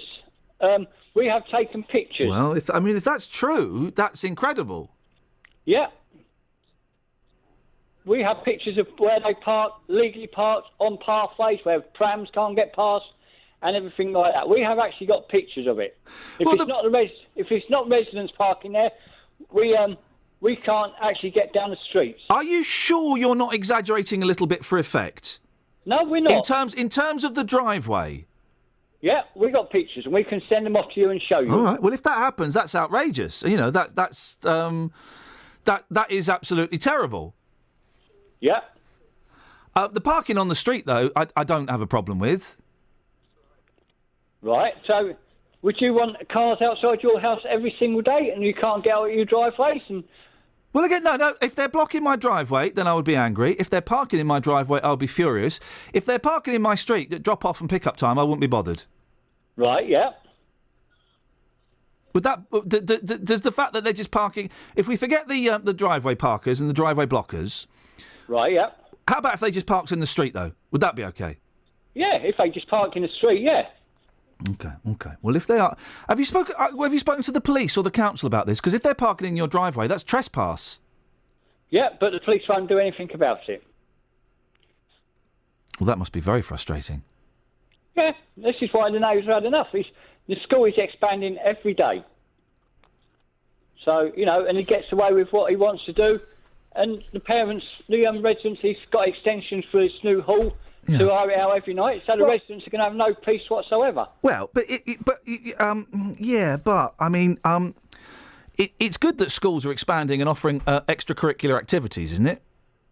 Yes, it is. But he needs a bigger area with bigger parking. Right. Well, that's not going to happen, is it? So we need to reach a compromise, don't we? So. Yeah. And we need the teachers and we need the headmaster, Mr. Harrison, to sit round the table and join in this. We've tried to speak to him for 4 years now, and he don't turn up to the meetings. He don't turn up to the council meetings. Okay, well, he didn't turn up to the radio today either, so he's not here. So we have to... surely, if this is such a big problem, wouldn't the council be up for putting double yellow lines in your street or resident permits or something? Well, we've tried to suggest it, but obviously some of the neighbours don't want double yellow lines and some of them don't want permanent permits. So you can't win with everyone because obviously people have visitors and everything like that. So, and also, the thing... If the teachers are parking there, the teachers aren't blocking the driveways, are they? No. No, OK. So what's the problem with that? It's a public highway, there are no road markings, so the teachers are allowed to park there. Yeah. So that's not a problem then. So the teachers park there, 30-odd cars. So when the parents come and park, this is when they park in the driveways. OK, but that's a different thing. I can see two things here. So you haven't got a problem with the teachers parking there in the daytime? Well, we don't have a problem because obviously they just park there anyway. So we're getting told in the papers and all that, we're getting the parents are causing danger. But if the residents don't park there, the teachers park there. So hang on a second. But just Peter, I don't care what it says in the paper. It's me and you talking, right? Yeah. So I don't understand how you can have a problem. And let's just focus on the teachers parking there in the day. It's a public highway. There's no road markings. I don't understand why you'd have a problem with the teachers parking there. Because it's such where they go into the main street and park. It's such a narrow road. People can't get down the street. No, Peter, yes you can. Well, I think the Three Counties Radio should come down and have a look at this and have a look at the situation. Help people actually park. But Peter, I'm talking to you. So why don't you tell me? So what you're saying that they're parking? What, they're blocking the road so cars can't get down? Well, they can't get out of their driveways because this road is built so narrowly. When they try and get out of their driveways, it's hard to get out of their driveways. Well, there's a different... Again, we're just talking about the teachers parking, not the parents at the moment. There's a difference between it being difficult to get out of your driveway and impossible to get out of your driveway. Yeah. It's a nuisance. It's where they park. It's a nuisance. Where do you normally park your car, Peter, when you go out shopping or go to work or whatever? In a car park. Right, every single time? Yeah. Don't believe you. If I can't... Well, don't believe you. You're telling me You've never parked on a street that's not got double, because there's no double yellow lines and there's no residents parking. You've never done that. Well, anyway, I park in the street when I'm working, but... Well, shame on you. Shame on you, Peter, for parking on someone's street. Well, if I'm working, it's... Thank I'm you. there 20 minutes. I'm not there every single day. You just said if you're working. Well, that's what they're doing. There's no rules against the parents parking on the driveways. That's bang out of order. Blocking the driveways. That's terrible. But it's a public highway. The teachers are not breaking any laws. Everybody parks where they can park. I park on. If there's no double yellow lines and there's no permits only, then I don't see what the problem is. You need to petition the council. If you're really angry, you need to petition the council to put double yellow lines. We are trying everything to get this teacher to talk to us as well. Mr. Harrison talked to the residents. Okay, you just go. Okay, that's great. But do you see what I mean? That I don't under the parents parking on the driveway, blocking the driveway. If that's happening, that's bang out of order. You have every sympathy for me. That's terrible. If it's people going to work to educate my kids or going to work to do whatever, and they're parking legally, you can't have a problem with that. And if you do, that's NIMBYism. It's not only the teachers, it's the parents what park there. They're two separate issues, Peter. The parents parking on the driveway, that's out of order. You've got me on that one, full sympathy. Blocking the driveway, I'd be furious, and I'd be out there and I'd be having a word. I'd put the bins out. Why don't you put the bins out over the driveways? Because you can't put a bin on the road. Well, they put a bin on the driveway. Yeah, but they've actually parked on the road with the... put a bin in the road. Put a bin in the road. Okay, and they can... Peter, put a bin in the road. We've all done it. We've all done it when we want to keep a space. Put a bin in the road. All right, then we do... if we have another protest, we'd do that. We'd put the bins in the road. And that'll make more chaos. No. Won't just put... No. Just put the bins in front of your driveway. Okay, we'd do that then. Well, have you not considered doing that? Yeah, but when's the bin man comes on to eat, doesn't he? The dust carts can't get up the road because they park both sides of the road. So they make it into a one-way street. Right. Okay. So obviously people can't get up. You're telling me the bins aren't being collected? Well, the dustman can't get up to the street. So the bins are never collected? They go in the van and pick the bins up in the van. So they do pick up the bins? So there's not a problem with the bins? No, but... So why did you mention the bins not being able to be collected? Peter, I make up several things. That there is a real problem with people parking on driveways and blocking driveways. That is bang out of order. I thought that was illegal. You could block your driveways with bins. Not particularly pleasant, not a fun thing to do, but that's one way around it. Yeah. I also make up that... I'm going to call it as I see it, that you quite enjoy being a little bit angry. Yeah. You enjoy being angry. And I don't enjoy being angry. You just said you did. You enjoy being angry, and this gives you something that you can be angry about. Because people parking legally on a road that hasn't got any road markings so they can go and work, I kind of think that should be applauded. Right, yeah. We can't knock that. Obviously, people go to work, yes. Yeah. Okay. So your beef is with the parents that park on the driveways? Yes. Okay, brilliant. And they can't get out of the street. The amount of traffic what comes up that street every day. Why don't you park on your because you're parking on the street to block the cars parking on the street, and that's when they park on the driveways, is it? Yeah, because the teachers park there. No, the teachers don't park on the driveways. No. So your protest was you lot parking your cars in the street, and was that when the parents started parking on the driveways? No, they've always parked on the driveways. Have they parked on the Well, why don't you have your cars in the driveways then? Well, if they're in the driveways, we can't get them out. Well, then you put the bin. Then you have your car. I've got it. You have your car in the driveway. Sammy, come to you in a second for travel. You have your car in the driveway. Your bin blocking the drive. Boom. Then they can only park legally, and you can't have a problem with people parking legally, can you? Well, we do that then. So the teachers park there, we park on the driveways, and that causes the parents to can't get their cars up the road. Yeah, fine. They'll have to go. That's their problem then. And then they park illegally on corners, but not on that cul-de-sac. That's their problem. That's someone else's problem then.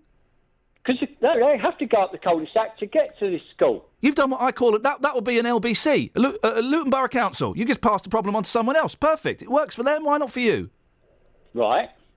Okay. You're secretly, Peter. You're enjoying having this argy-bargy with the school, aren't you? No, we're not. We're not enjoying. Sure? What we want is the headmaster to come and communicate with the residents. Okay. He won't do it. We've tried for 3 years. We won't do it, and that's what we want. If we can get communication with him and he talks to the residents, it wouldn't got to this stage. You know, there's nothing you can do. There's nothing you can do, though, is there, Peter? He's not going to build another. He hasn't got the room to build a bigger car park.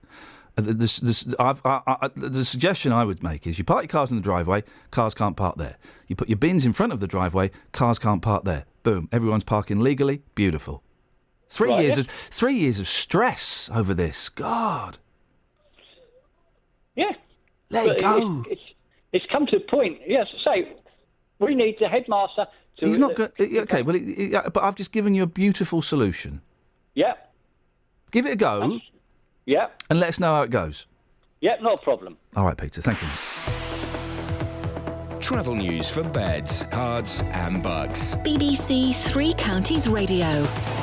There are queues on the M1 northbound just after junction 11 for Dunstable because of the roadworks, and there's reports that a vehicle's broken down in those delays, causing it to be a bit worse.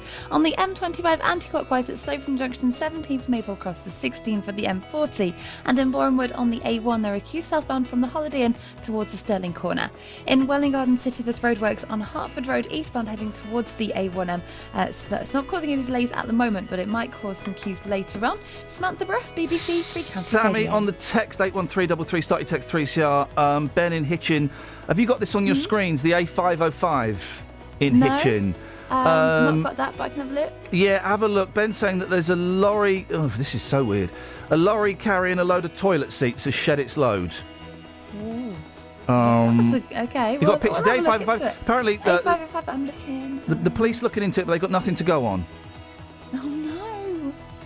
So the police are looking into these toilet seats that have gone across the road, but they've got nothing to go on. Could you have a look into that, Sammy? We'll look into it. Thank you, mate. Really appreciate it. Thank you.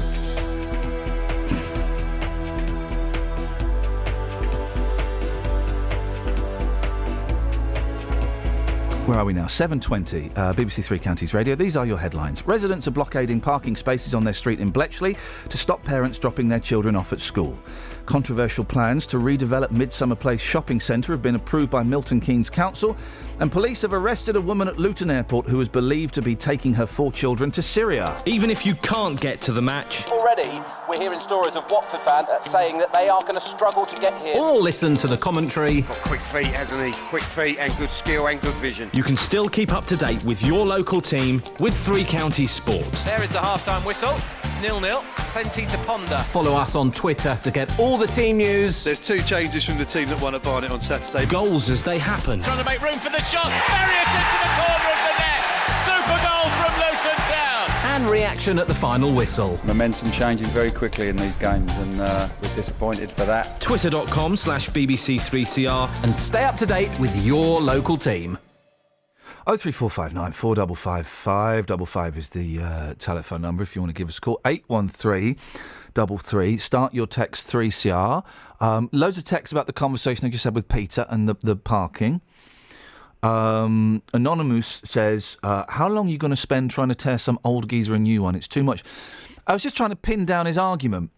And as both Kath and I have listened to a bit recently of classic speech radio, Tommy Boyd was saying where he's patronising to old people.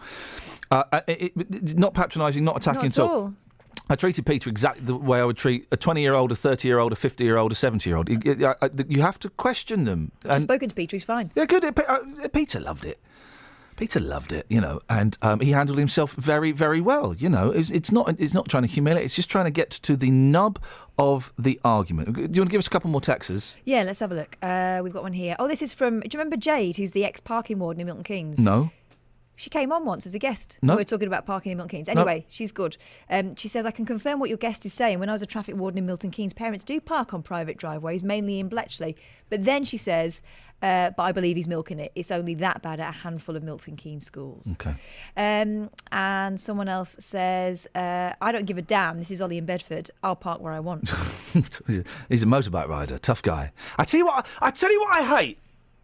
You know those smart cars? They don't park properly. Well, they don't think it makes any difference. They They're don't so tiny. park properly. They, instead of you reversing in, they drive in forwards. I know. Because it's a tiny car. Yeah, they should get tickets because their bums are always hanging over the line. They're not as tiny as they think they are. They also trick because you think there's a parking space and you get up to it and there they are. No, so you've got a little thing by the side of the road, a little parking bay. You're supposed to reverse into it, but it's only a tiny space. So I've got a smart car, so I'm going to drive straight into it. I've got a tiny car, I'm allowed to do it. You should get a ticket for that. Mind You you, should get 2 tickets, one for hanging over the back and 2 for being a smug idiot. They can probably do a 3-point turn within the space, though. Do a 3-point turn on that and that. Oh, generous. That's a good turn. There we go, you see. How many players have we got for iPod roulette now, guys? So far, we've still got half the number we Hey, need. that's brilliant. We only need one more. 03459 455 555. Dreams can come true, baby. Look at me. I'm into you. You know you've got to hold on. You know you've got to be strong. Do you know we have a special judge? Yeah, we do now. Who? Brian Poole. Hey, ladies and gentlemen, Well Brian done, Poole, Justin. formerly of the Tremolos, currently of Brian Poole, is going to be the judge at 7:30, which is awesomeness. But we need one more contestant. 03459 455 555 is the telephone number. Yeah. Now, a disabled mum and her son, who has learning disabilities, were one of a party of 4 left stranded in Great Yarmouth recently when their coach left without them. Anne Chudley has mobility problems and uses a frame to walk. She had a fall on the way to meet the coach, and when she finally got there, it was gone. Andy Janot is the father of one of the stranded girls and joins me on the line now. Morning, Andy. Good morning. So, tell me what happened. How did you find out there was something wrong? Well, I was down in London with my son, and at about 4:45, I got an anxious call from my daughter explaining the situation. Passed the phone to Anne, and she explained that the coach was due to leave at 4:30. As you've highlighted, she's disabled. She has mobility problems and walks with quite a large frame. She'd actually had a fall on the way back. And the children helped her up, and they'd actually got back to the pickup point at 4:40, so 10 minutes late. 10 minutes, right. And the coach had gone, and to compound matters, she then phoned the emergency number and was basically told, look, it's tough, not really bothered. She explained the situation, that not only was she disabled, she had a son with her with learning difficulties, 2 12-year-olds, and she's unemployed and had about £15 in her pocket, and was basically told, look, make your own way home, and that was the extent of the assistance that she was provided. How old's your daughter, Andy? She's 12. Okay, and she was there with Anne, was she? That's right, yeah. Okay, so is Anne a family friend or something? No, my daughter, Anne's daughter, is the same age as my daughter, and they're school friends. Okay. And the trip was basically organised by Anne, sort of as a thank you to her 12-year-old daughter, who acts a lot of the time as her carer. So it was a sort of thank you, and she asked my daughter to come along with them. Oh, that's nice, isn't it? Well, I thought it was, yeah, absolutely. You know, I don't fancy Great Yarmouth myself, but for a 12, that's a nice thing to do. That's a lovely thing to do. Well, you've got to take into context how much people can afford and everything like that. Yeah, no, exactly. I'm a tongue slightly in my cheek. But okay, so you get this phone call, and as a dad of a 12-year-old daughter, what was it? Panic, anger? What were you feeling? Well, I'm a dad of a 12-year-old daughter that's in London with his son, and thinking my daughter's now left some considerable distance. Yeah. Thinking I've got to get there because I don't know how much money they've got, what they're going to be doing, and sort of how the situation there might change as it starts to get dark. So did you just jump in the car and drive straight up there? Yeah, I mean, I just I left what I was doing. I had to drive back to my home in Bedfordshire to drop my son off with my wife, and then immediately just drove up to Great Yarmouth. Oh, blimey. Well, again, what a good dad. You know, well done you. Did you speak to the coach company? I actually, I sort of, I didn't speak to them on the day. I sort of got back that evening, dropped everyone off, then woke up Sunday morning, just gathered my thought about the whole situation, and emailed the company and outlined what I thought about it. And I also was totally transparent with them. I said, I think there's a bit of a wider interest in how you've dealt with us, that perhaps the local press might be interested in, just to sort of articulate how you actually deal with people. And to this moment, I've had no reply from them officially at all. Now, if Anne and your daughter and everyone have been 40 minutes late or something, I can imagine there's a coach load of people getting huffy and stuffy. Why are we waiting? But 10 minutes?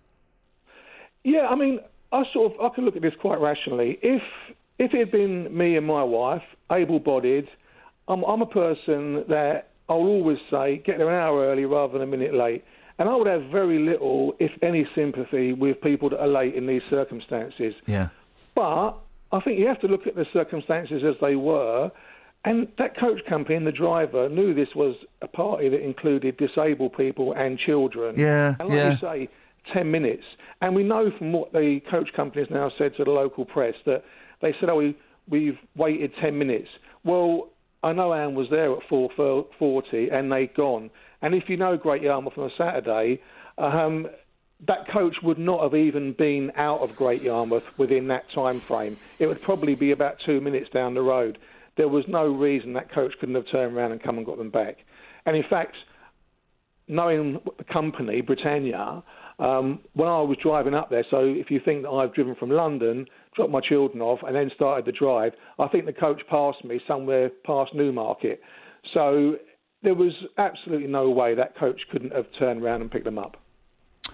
Andy, we're speaking to the company in about 50 minutes' time, I think. I don't think, and I don't know for sure, but I don't think they want to talk to anyone apart from me. But could you be listening in 50 minutes' time? Because I'd love to get your thoughts on what they say to me. Yeah, did you say 15 minutes? 50. 50, yeah, I can listen absolutely. Is that all right? What we'll do, because I think sometimes when you get guests on, let's pull the curtain a little bit, and I don't know if this is the case with them, I'm making it up, but when you get guests on who people are disappointed with, quite often they say, well, come on, but we don't want to talk to anyone. We just want to we just want to be interviewed, don't we? I don't know whether it was even put to them. We don't know, and I'm kind of making up. So I don't know, and we'll ask them if they don't mind talking to you. And anyway, but they are going to talk to us, and I'd be really keen just to get your thoughts after they've spoken. Would that be all right? Absolutely fine. Because this is if it is just 10 minutes, this is a really stinky story and is thoroughly unfair. And I'd just be keen to get your thoughts on what they say. Yep, absolutely. Well, I'll listen in and hopefully... We'll give you a call. We'll give you a call in a bit. OK, thanks very much. Thank you, Andy. I really appreciate your time. Thank you, mate.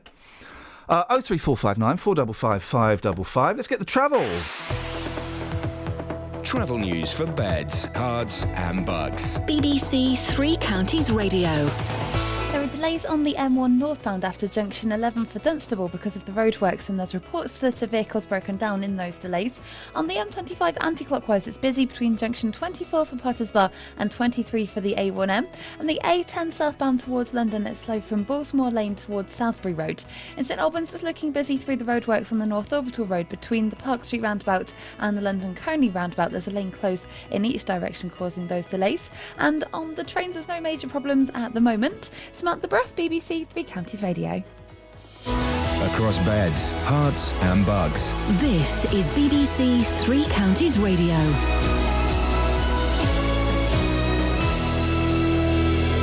It's 7:30. I'm Lee Agnew. The headlines. A group of residents in Bletchley are blockading parking spaces in their street to stop parents dropping off their children. People in Saffron Street say the Premier Academy Primary School has been getting steadily bigger, bringing increasing traffic to their quiet road. Developers have been given permission to rebuild the Into shopping centre in Milton Keynes, still known by many as Midsummer Place. It'll mean new shops and a 5-screen cinema, but opponents say a large area of public space will be lost.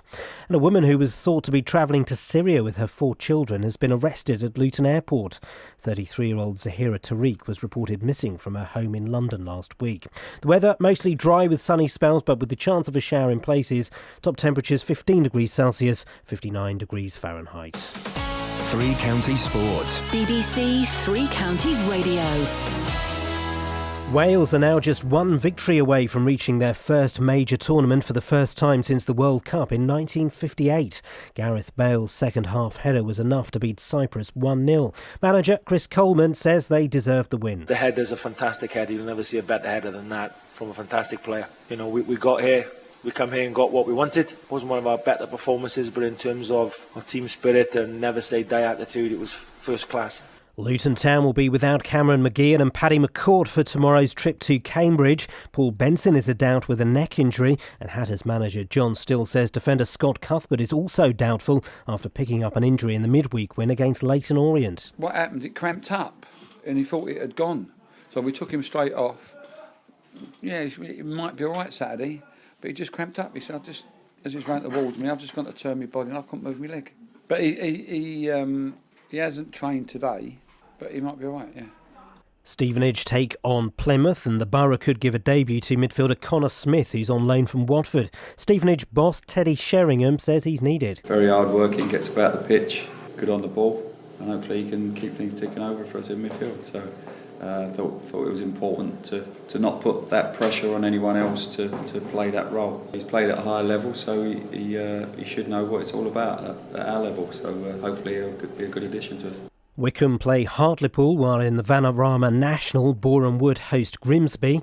In tennis, Britain's Andy Murray survived a scare at the US Open but beat the unseeded Frenchman Adrian Manarino. Johanna Konta's also through to the third round, but Welling's Aliash Bedene lost in 4 sets to the American Donald Young. BBC Three Counties News and Sport, more at 8 o'clock. This is Nick Coffer on BBC Three Counties Radio. Don't worry. You have 2 minutes. 2 minutes to call in to play iPod Roulette. 03. You don't even need an iPod, basically. If you've got a load of CDs, you can scatter them on the table and close your eyes. 03 459 455 555. Well, I'm not the kind to kiss and tell, but I've been seen with Farrah. I've never been with anything less than a 9. So fine. I've been on fire with Sally Field, gone fast with a girl named Bo. But somehow they just don't end up as mine.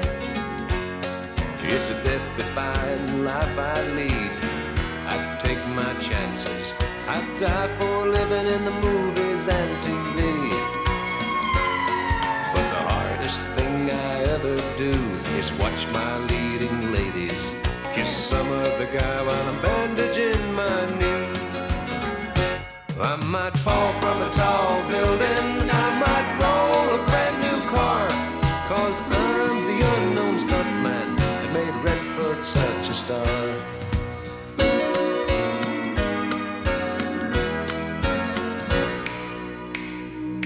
I've never spent much time in school, but I taught ladies plenty. It's true, I hire my body out for pay. Hey, hey, I've gotten burned over Cheryl Teague's, blown up for Raquel Welch. But when I wind up in the hay, it's only hay. Hey, hey, I might jump an open drawbridge or Tarzan from a vine, 'cause I'm the unknown stuntman that makes Eastwood look so fine. Mom, I want a full guide path! Mom! Mom! This is Iain Lee on BBC Three Counties Radio. Okay. Oh, what's that? Oh, it's the mamas and the papas. The mamas and indeed the papas. Okay, so I've decided all the slackers that are calling in, they don't meet my high standards. No.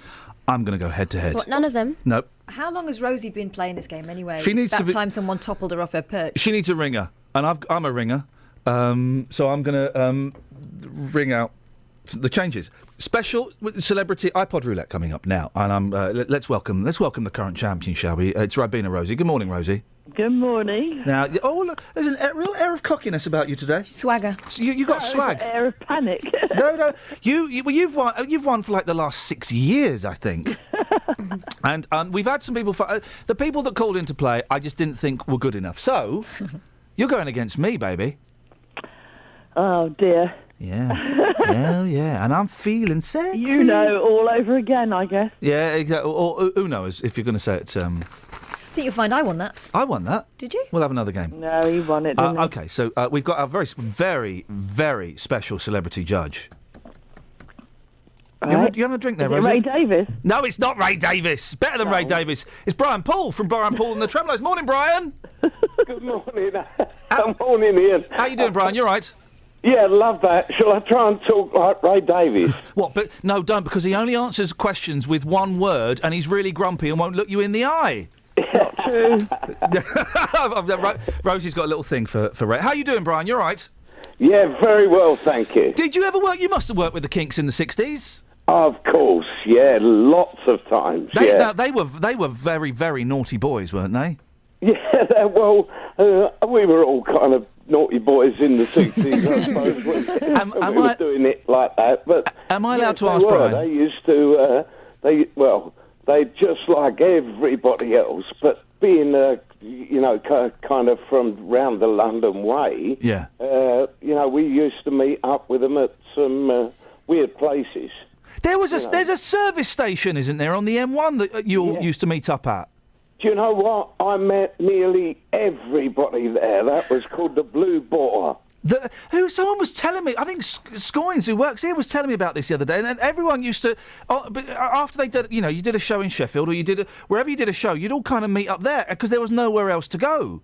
That's absolutely right. It was on the motorway, and motorway services then weren't, there's only about 5 anyway.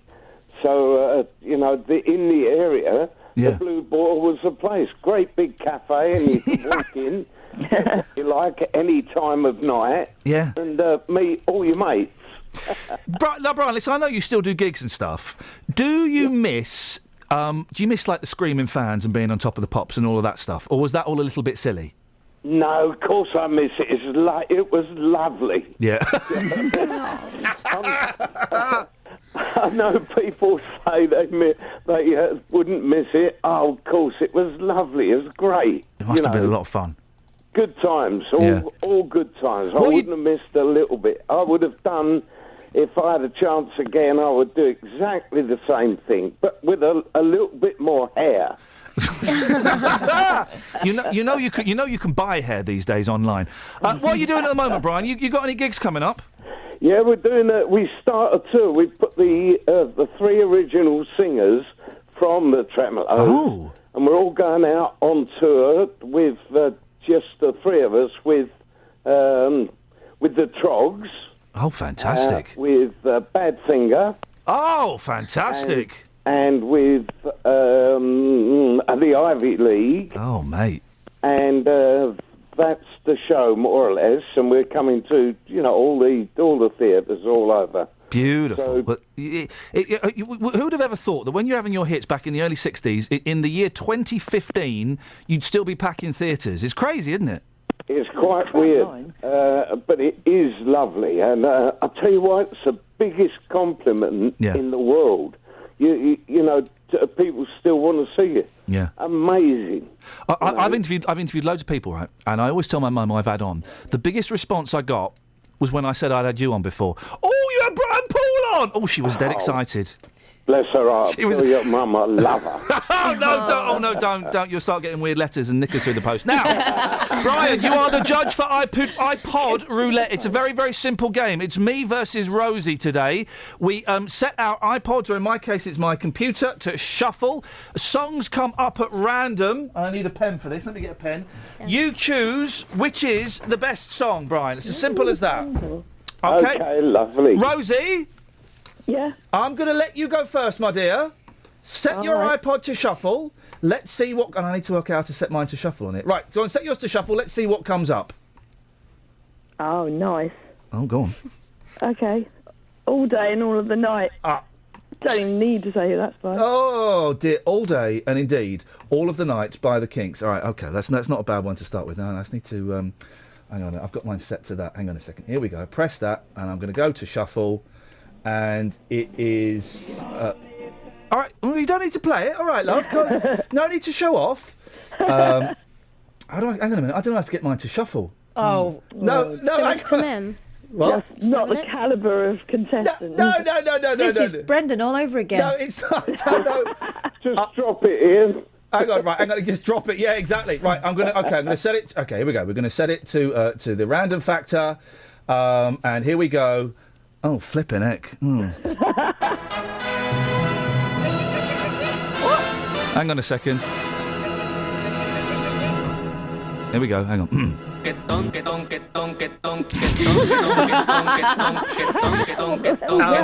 okay. I've got a feeling now this is going to go. It's a Japanese rap act called M-Flow. Now, we don't know. Maybe Brian Paul had a fist fight with Ray Davies in the 60s, or Pete Quaife, and they fell out, and he's a big fan of Japanese... That's good, though, isn't it? OK, we're going to go to Mr. Brian Paul. Mr. Brian Paul, is it M-Flow, Japanesse rap act, or is it the Kinks and All Day and All of the Night, sir? Gotta be the Kinks. Oh, fix! OK, all right. I should have said I had a pass. I could have passed on that. I didn't use my pass. OK, it's right. It's my go again. I'm gonna go first, and I'm gonna hit the randomizer button, and we are hitting random now. Flipping heck. Right. It's OK. It's Gorky's zygotic monkey. I'm gonna pass on this one, okay? Oh, why? Because I'm gonna pass on this one. Because we're allowed one pass each, so I'm gonna pass on this one. I'm gonna hit the shuffle button again, and we're gonna see what comes up as I hit shuffle. Oh, excuse me. Right, here we go. Oh, hang on a minute. Ladies and gentlemen, would you welcome to the stage the Beach Boys? It's the Beach Boys and Wild Honey. You're in trouble, Rosie. You're in trouble, Rosie. Shiz just got serious. Rosie, spin the wheel. You've still got to pass if you want to use it. Oh, God, I don't know what to use it on. Oh, I'll probably go for this because I've heard of it. OK. Although I find it very annoying. Roadrunner. What, by Jonathan Richman? Richmond, yeah. Oh, flipping it. Roadrunner versus... OK, Roadrunner versus... by Jonathan Richman versus Wild Honey by the Beach Boys. Brian, who's it going to be? Well, I think... Come on. That might have to be the Beach Boys. Ladies and gentlemen, Brian Paul knows his stuff! My mum was right! 1-1. 1-1, Rosie. Last round. Away you go. You spin the wheel.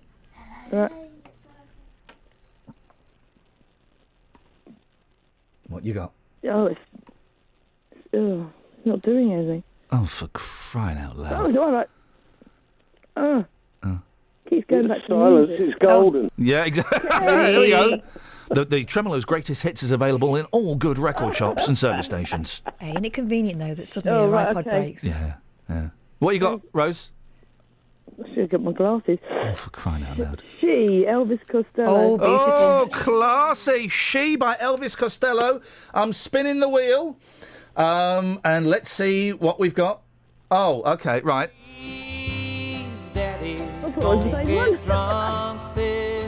It's Please Daddy Don't Get Drunk This Christmas by John Denver. I read that one. It's a joyous one. Here we go, hang on. Please, Daddy, don't get drunk this Christmas. Oh, beautiful. There's a mashup. It's a ballad mashup. Just like when I was old. Okay, it's down to me. All right, calm down. It's down to Mr. Brian Paul, one of Britain's greatest rock stars. Brian, John Denver, Please Daddy Don't Get Drunk This Christmas, or She by Elvis Costello. Who's it going to be, sir? It's got to be She. Oh! I'm really sorry about that, Ian, but Rosie was always going to win. Even now, let's say above the age of 45, Mr. Brian Paul knows how to work a crowd, doesn't he? Brian, you're a really good sport. We'll get you on again at some point, mate. Thank you so much. Thanks, Ian. Thank you very much indeed. And my mum will be over the moon again. Rosie? Yeah? Speak to you next Friday. OK. Ta-ta. Travel news for beds, cards and bugs. BBC Three Counties Radio. In Dunstable, there's been an accident on the A5 at the junction for the A505 involving two vehicles, so that's blocked in both directions at the moment. On the M1 northbound, it's very slow from junction 11 for Dunstable because of the roadworks, and on the M25, it's slow anti-clockwise from junction 17 for Maple Cross to 15 for the M4. The A10 southbound in Cheshunt's looking very busy from the New River Trading Estate towards the M25 at junction 25 for Enfield. And looking at the speed sensors on the A505 in Hitchin, that's looking slow as well, but there are no problems or blockages at the moment. On the train departure boards, though, there is a 50-minute delay to the Luton to London St Pancras service at 7:57. Samantha Bruff, BBC Three Counties Radio. Anything, Sammy, on these toilet seats? I think, what is it, the A505? Yeah, the A505 in Hitchin. So I said it's looking quite slow on the speed sensors. That could be the toilet seats. Well, yeah, the reports and the text that it is the toilet seat. So I rang the CCTV operators, but they couldn't see any. Okay, blockages. well, the police are looking into it, but they say they've got nothing to go on at the moment. No, there is nothing to go on. Okay, well, thank you very much indeed, Sammy. Thank you, Brian. What a nice bloke, Brian Paul, huh? He knows how to charm the ladies. BBC Three Counties Radio, 03459 455 555. These are your headlines on Friday, the 4th of September. I'm Iain Lee. These are your headlines. These are words. Residents are blockading parking spaces on their street in Bletchley to stop parents dropping their children off at school. Controversial plans to redevelop Midsummer Place shopping centre have been approved by Milton Keynes Council. And police have arrested a woman at Luton Airport who is believed to be taking her 4 children to Syria. Is she there this time? Speak to Justin. She's there. She's there. OK, let's see. Beds, Hearts and Bucks weather. BBC Three Counties Radio. Hello, very good morning to you. You there now? This time, yeah. And are you going to blame Kelly Betts again? No, it wasn't Kelly's fault. It was the little box that I've got on my desk. Your here, little box was bust. Was yes, your little box do you know full? what I did? I performed a very complex operation, Ian. I turned it off and I switched it on again. Just one thing. I do think you probably owe Kelly an apology. I'm sorry, Kelly. I've already On apologised to her. On air. Sorry, Kelly. Kelly, do you accept that? You're welcome. Okay, there we go. Let's have she's the weather. She's very gracious, isn't she? Isn't she gracious? Which is a shame because physically she's very ungracious, constantly bumping into things and dropping things. But in terms of thought and deed, a very gracious lady is Ms. Betts. Let's have the weather, please.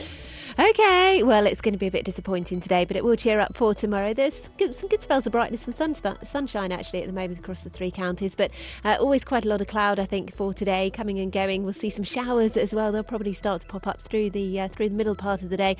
Late morning, first part of the afternoon, most of them will be fairly light in nature. We could see the odd heavier one. It's still quite cool, particularly in exposure to that northerly wind, and temperatures below average for the time of year, so probably not much past around 15 or 16 degrees for most of us. Overnight tonight, the showers will fade away, but they will be replaced with quite a lot of cloud and a few outbreaks of drizzle into tomorrow morning. So put up with the cloud and the drizzle first thing, and then it will cheer up considerably for Saturday afternoon. Looks like we'll see some good spells of sunshine. It should stay dry and temperatures will be a little bit warmer, a different air mass, so just a different feel to things.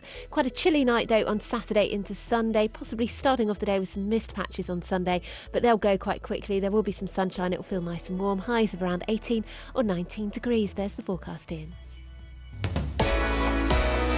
Thank you, Elizabeth.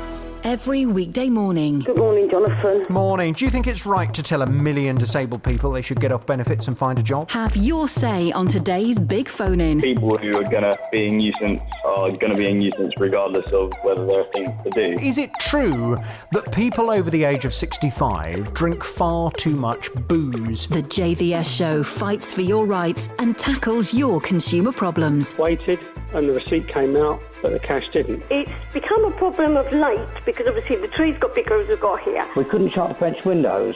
It would appear that they'd buckled. I had a phone call from my daughter saying if we don't get off the train, they're going to hand us over to the British Transport Police. The JVS show, weekdays from 9 on BBC Three Counties Radio.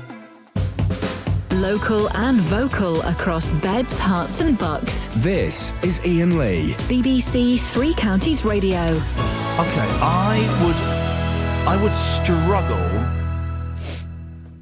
to name one Foo Fighters song. I would. In fact, no. Even times like these. Well, particularly, I feel a bit one pressured. called like Everglow or Everlong. Everlong. It was flipping. I feel very pressured when I'm doing a show. So My dad asked me to go to that gig. He said because my dad likes them. Went with my sister. They went last time, and he said, "Come on, kid. I think we can get a bit closer to this lot." So they pushed. They ended up in the mosh pit. He got all sorts all over his brogues, and they got some orange juice thrown at them. Hang on a minute. So apparently, it was a good time. What one are you playing? Well, hang on a minute. You Be careful. No. Oh, careful is my middle name. So you're telling me this is the Foo Fighters? Nope.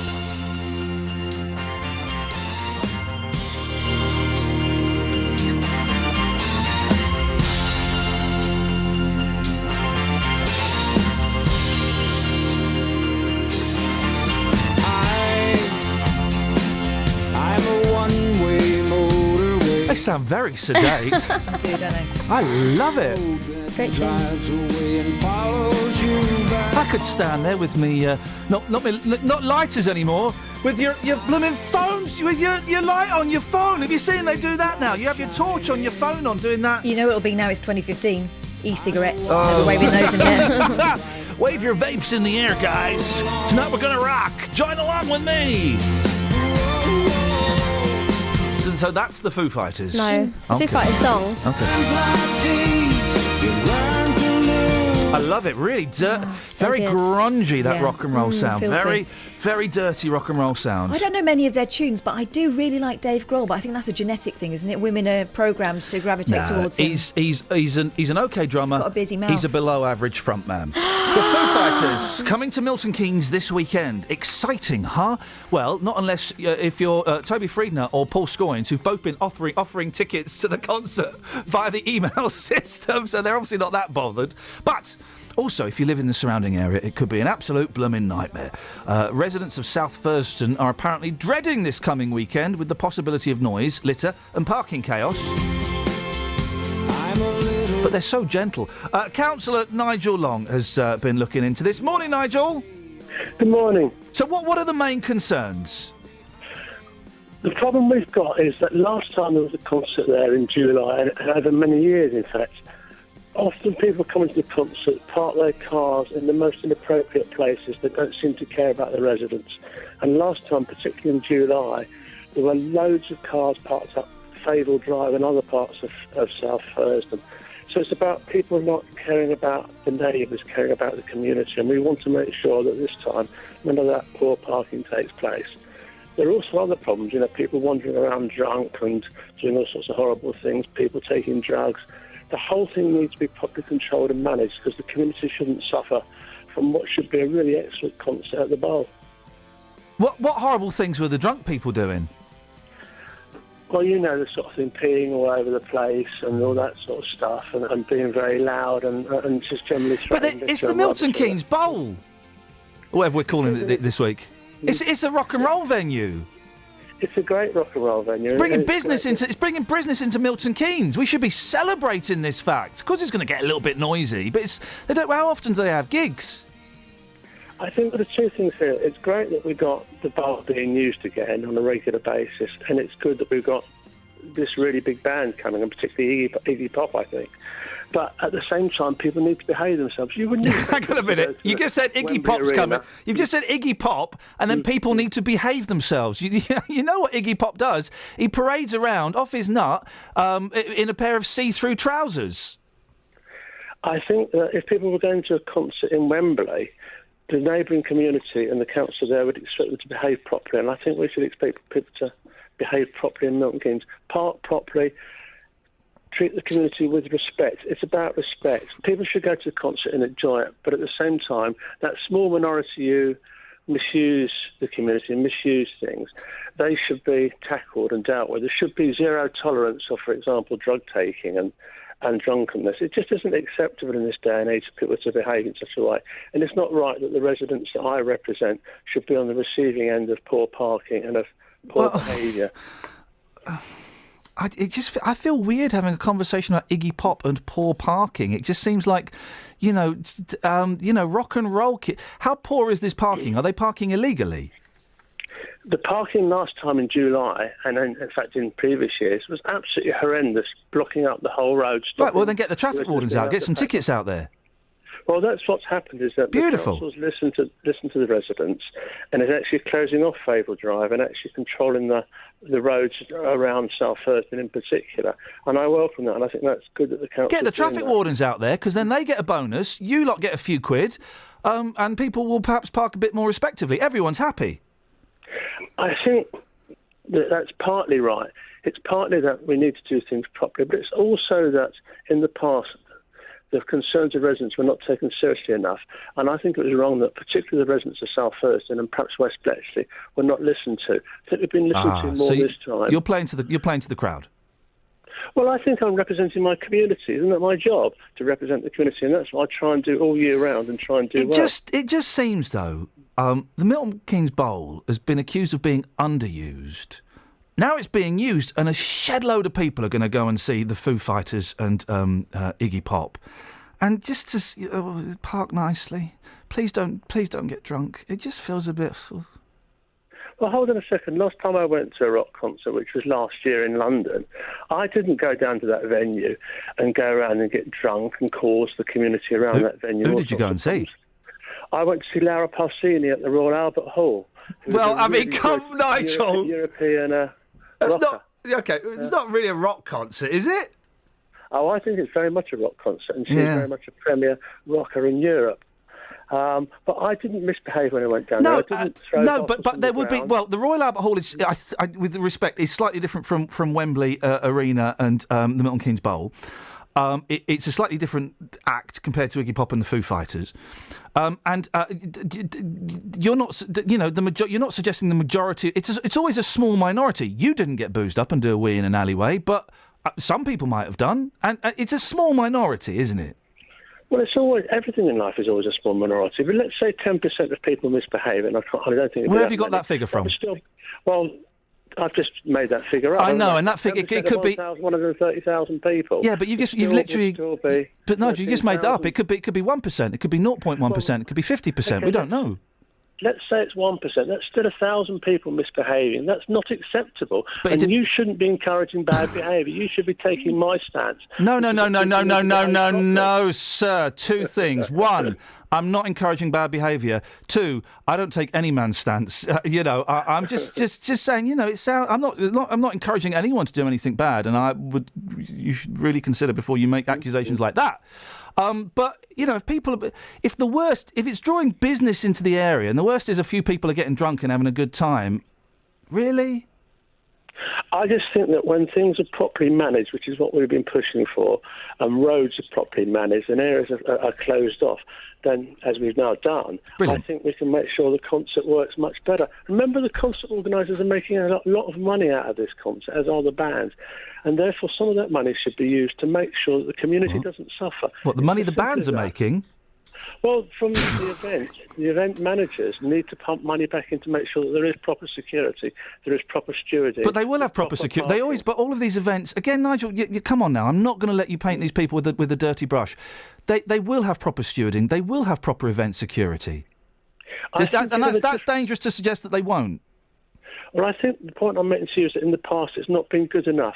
And if you were a resident, say, of Favel Drive, you would have been horrified by the behaviour of some people and some of the parkers last time. And it's not fair on the residents.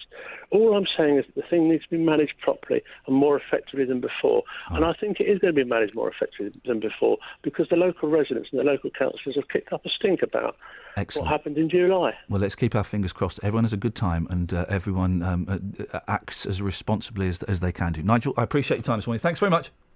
Thank you. Cheers. Travel news for beds, cards and bugs. BBC Three Counties Radio.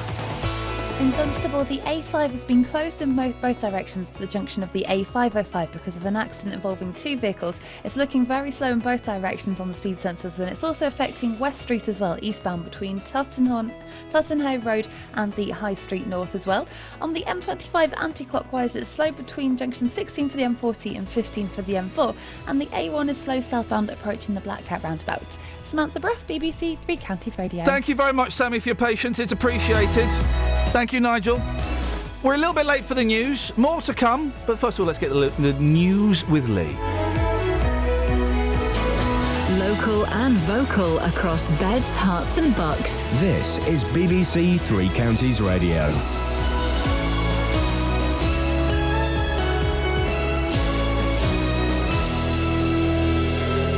It's 8 o'clock, the headlines. Residents of Bletchley blockading their street. Plans agreed to rebuild a shopping centre in Milton Keynes. And a woman heading for Syria arrested at Luton Airport. BBC Three Counties Radio. A group of residents in Bletchley are blockading parking spaces in their street to stop parents dropping off their children. People living in Saffron Street say a nearby school has been getting bigger, bringing even more traffic to their quiet road. Peter Culing from Water Eaton Residents Association says they're fed up with the situation. We have pictures of where they park, legally parked on pathways where trams can't get past and everything like that. We have actually got pictures of it. If it's not residents parking there, we can't actually get down the street. Campaigners say they want the government to call in plans to redevelop Midsummer Place shopping centre in Milton Keynes. Owners Into were given permission to rebuild the site last night, but opponents say it means the loss of public space that had been earmarked for a possible tramway in the future. However, Shelley Peppard from Into denies that's the case. People will be able to walk through the centre 24 hours a day. If the council want to put a transport link in the future, that is absolutely possible. We are leaving a really big gap for that to happen in the future. We've got a very good balance between the things that people are very passionate about in Milton Keynes, and they should be, and moving forward. A woman who was thought to be travelling to Syria with her 4 children has been arrested at Luton Airport. 33-year-old Zahira Tariq was reported missing from her home in London. She was stopped in Turkey on suspicion of abducting the children, who are now in the protective care of police. David Cameron's expected to announce that more Syrian refugees will be allowed into the UK. The Prime Minister is facing growing pressure to do more. The former Labour Home Secretary, David Blunkett, wants to see a big increase in the number accepted by Britain. I think we have a moral obligation, if we're going to lecture others and wring our hands, to say that the kind of figure that we should take over, say, a 6-month period organised with the United Nations High Commission, in the region of 25,000 refugees, a fraction of what the Germans are taking. In sport, Britain's Andy Murray survived a scare at the US Open but beat the unseeded Frenchman Adrian Manarino. Afterwards, he admitted he'd been worried. I felt like if I could have got a break in that first or the second set at the right time, that I might be able to relax and play a little bit better, but as those sort of break chances were slipping away, you start to feel a little bit more tension, and got the break at the beginning of the third and relaxed a little bit after that and started to play better. Joanna Konta's also through to the third round, but Wellin's Aliash Bedene lost in 4 sets to the American Donald Young. The weather, mostly dry with sunny spells today, but with the chance of a shower in places. Top temperatures just 15 degrees Celsius, 59 degrees Fahrenheit. You can get the latest news and sport online at bbc.co.uk/Three Counties. Thank you, Lee. I just spat biscuit. Where'd it go? We never know. I never take another man's stance, I mean. Oh, here comes another biscuit, thank you. I'll just see what you've written. So hang on, I've never been to the Milton Keynes Bowl for a concert, so what's the area that Nigel was banging on about? Well, it's kind of on... It's not in a massively built-up area, but I suppose if there's a concert on, you would know about it. Yeah. But then again, you also know about the bowl before you move in. Who was the rock and roll star he went to see at the Royal Albert Hall, that greatest of rock venues? She's the European rocker Laura Pausini. Can you Google Laura Pausini? I already have. She doesn't look like she'd cause you a lot of trouble parking-wise. Okay. You know what? You know Iggy Pop, yeah? I'm aware of his work. You know Iggy Pop, yeah? I mean, he's clean now, but back in the day, I'm not condoning it, but he was one of the druggiest, dirtiest rock stars. He performs his hits, I Am a Passenger, whilst wearing transparent trousers and no pants. I don't think it would be an exaggeration to say he is the wild man of rock. Laura Pausini, however, Has lovely glossy hair. Put that into in the podcast. It made me laugh. Well, 10%. Where are you getting those figures from? I just made it up. You should be taking my stance. Who just trod on a mouse then? Oh, it's me. It was me giggling. Who just trod on my puppy then? Sorry. Because that's the noise she makes when you tread on her. Didn't do it deliberately. I was doing the washing up. Oh, I'm sorry. Anyway, right. I want to find a resident of that area who's really excited that the Foo Fighters and Iggy Pop are playing. That's what I want.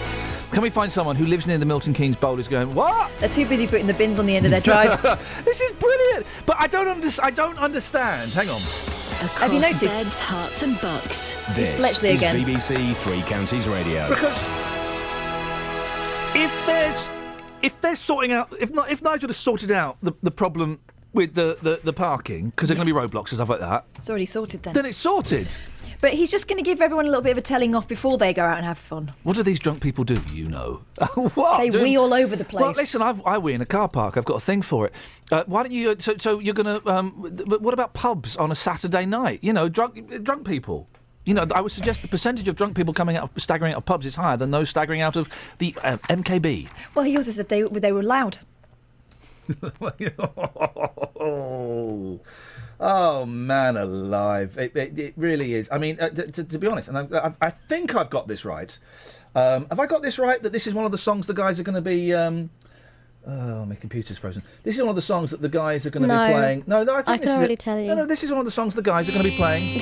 Daddy, don't get drunk this Christmas. Great message. I don't want to see my mama cry. So this is from an album, right? Of salutary warnings. I like John Denver. I really think John Denver has been hard done by music criticism and fashion, because I think he's brilliant, right? Absolutely brilliant. But then you go and buy his album Rocky Mountain Christmas. Well, you kind of know what you're going to get, though, don't you? But I mean, just listen. Here we go. Now I'm almost 8, as you can see. He does look about 8. You came home a 11:15. Late. You shouldn't have been up. And fell down underneath our Christmas tree. Now, I mean, come on, guys. All together now, please. Daddy, don't get drunk this Christmas. I don't want to see my mama cry. She should just join in. Here we go. Oh, his little wave in his voice. Here we go. Here's the payoff. Here's the payoff. I don't want No, he's just repeating it. Who does? Who does? John Denver there using the country music standard 4 chords and the truth. Dearie, dearie me. So that's one of the songs that we played. We'll be playing more of the songs that you could hear if you're going to that rock and roll concert at the MKB throughout the show. Posh Damon's got an excellent suggestion on Twitter. Oh, yeah. He says if the organisers of the Foo Fighters concert simply served tea and squash, a lot of these problems would disappear. There we go, you see. I've just done something to my computer, which means it's in... Oh, there we go, we're back in. Right, OK, let's crack on with this. A group of residents in Bletchley are so fed up with parents parking on their road to drop off their kids, they're creating a blockade with their cars. Residents of Saffron Street say the Premier Academy Primary School has been getting steadily bigger and bringing with it increasing traffic to their quiet road. However, the school argues that the stunt is dangerous and is putting children's lives at risk. Well, Shirley Rolfe is a local councillor on Bletchley and Fenny Stratford Town Council and joins me now. Morning, Shirley. Good morning. Where do you stand on parking issues like this? Well, it's a school that was built in the 50s for 250 children, and now there's 600 children going in there, plus Fantastic. 2 nurseries, plus the teachers. Isn't that fantastic? He had buildings done there on restrictions that he wouldn't open evenings and weekends. He's had that lifted. Fantastic. And now the residents have had enough. Isn't it great, Shirley, that a school is so successful, it's expanding, it's educating the kids, the adults of tomorrow, the leaders of tomorrow, and it even offers after-school and weekend activities to make sure those kids are well looked after. Fantastic. It might sound to you fantastic, but will you go and live in that area, my dear, and see the chaos in the morning, that people cannot get off their drives to go to work? People park on their drives, across their drives, It would be nice if it was just to walk to school, then there would be no problem. But people are at the catchment area. Yeah, Shirley, sorry to interrupt, but I guess you know that because there aren't enough schools that they're having to spread I'll finish. They're having to spread their catchment areas wider and wider, aren't they? So that's why kids can't feasibly walk to school anymore. Well, I'm just saying, it's a school that was built in the 50s, don't forget, in a small area. And it's thriving. And it's thriving. It might be thriving, but you imagine, nearly there's 600 kids going there, plus 2 nurseries, plus teachers going in that one way in and one way out. Where should they go? It's a nightmare. I wish people go down and see who passes all these... Where should they go? Pardon? Well, I think the government should buy more schools. Come on. I wish you'd go and see that area and what the poor people have to put up every morning. The government, while the kids are at school. The government should have to buy more schools just so that you can park No, properly. that's not. You're not getting my argument, dear. The people living there are having that done every morning. I can't get out on my road in the morning because we've got 2 schools in our road, in our area. Don't forget, we cannot get out. There's 2. We've asked Mr. Harris to have a meeting. But all he wants is 1-to-1. He doesn't mind. All he does. Okay. Well, I'm getting a lot of beef with Mr. Harris. He's not here, so why you just talk to me. So have you got kids? No, my children have grown up, and we didn't have cars in our days, so that's beside the point. Well, no, it's not beside the point. It's actually very much. No, I'll decide what's beside the point. So you've got kids. They went to school, yeah? I've got grandkids that go to school. Right. Okay. So how do your grandkids get to school? They walk to school, do they? Yes, my grandkids do walk to school. Okay. And how old are they? I've got 2 are 16, 1 are 14, and 1 is 19. Okay. And when they were 5, 6, 7, 8, they all walked to school, yeah? Yes, they did. They all walked. Your hand on your heart. You're not lying to me, are you, Shirley? Pardon? Your hand on your heart. Yes. They all walked to school. Yeah, they walk to school. Yeah. And they walk back from school. More or less, yes. More or less? Well, occasionally if it rained, if Mother wasn't working... If it rained? Oh, you haven't argued with me because of my grandkids. If it rained? No, I'm just saying... Excuse me, Yes, my love. I don't know what her name is. You're making us feel bad that a school... I'm not making you feel bad. You're doing that to yourself. You're doing that to yourself. I feel bad about my children because my children walk to work. They are grown up and they walk to work when they were... walk to school. But sometimes there was a car involved. As you just said. No, not most of the time. No, they walk to it. Well, you just said that they used a car sometimes. Okay, what I'm saying is, rain, rain. Yeah, but not every single day. Every day, morning and some of these kids live miles away. How are they supposed to get to school, Shirley? You'll make it, but if you go and see the area, it's not fair on those residents. Well, then we need to come up with a solution. So some of those kids live miles away. How are they supposed to get to school, Shirley? Well, have a place to drop off and let them walk to work. If there was an accident up that road, they would not be able to get up there. Has there been an accident? It's proved a point there was an accident and an ambulance couldn't get up there. A fire engine couldn't get up there. Okay. Nobody could get up that road. Okay. So you've got to think of 2 sides for the children's sake as well. If some little kid did knock over, ambulance or fire engine could not get to them. How many kids have been knocked over? Pardon? How many kids have been knocked over? 1 or 2. When? When in Hunter Drive, got on the corner. When was that? A few years ago. Okay, so how long ago? I don't know. In the last 10 years? 10 years more than? About 3 or 4 years ago. Okay, so now you're much bigger now. So there's 2 schools in our area. It's not just one. There's 2 schools. Do you imagine? So I know kids have got education. I agree with you, but it's a pattern. My name's Iain. My name's Iain. Hello, Iain. Sorry. Hello, Shirley. You're right, love. Now, so to prove your point, you're endorsing the residents blocking the street themselves. Well, it's just. What if an ambulance? What if there's a fire at the end of it? Just listen to me. He had the building and had a restriction that he could have all these buildings done by Milton Keynes Council. He had a restriction. Yeah, and it was lifted. But now he's got it lifted. So now he can leave weekends and things. Well, they didn't mind that, but now the restrictions, they're going to have the same problem evenings and weekends. that's what they're complaining about. Well, you won't have quite the same problem because there won't be as many kids evenings and weekends, and there won't be as many teachers. Well, that's a fact. So you're endorsing the residents blocking their street. What if there's a fire at the end of the street? How's the fire engine going to get through? Well, you couldn't get there with any gate. So you're endorsing. If the residents didn't do that, it still happened. They wouldn't be able to get up in any case. But so if someone could die because of the residents' blockade, that seems very petty, Shirley. Excuse me, Ian. Yes, I'm Shirley. sorry, but you've got the right here. It would happen without them doing that. The road is that bad. You're right. So it doesn't matter who's blocking it. No, it would putting lives still at risk. happen if we didn't do it. So we've only done it twice, and we just had enough of what's going on. Well, they have. I'm the town council, and I represent the people, and I'm trying to help them. I've been at the school with Milton Keynes Council. A lot of the Milton Keynes Council do not live in the area, but they pass all the things what they can do. I'm not saying you should have a school. You're right. You need education. You're right.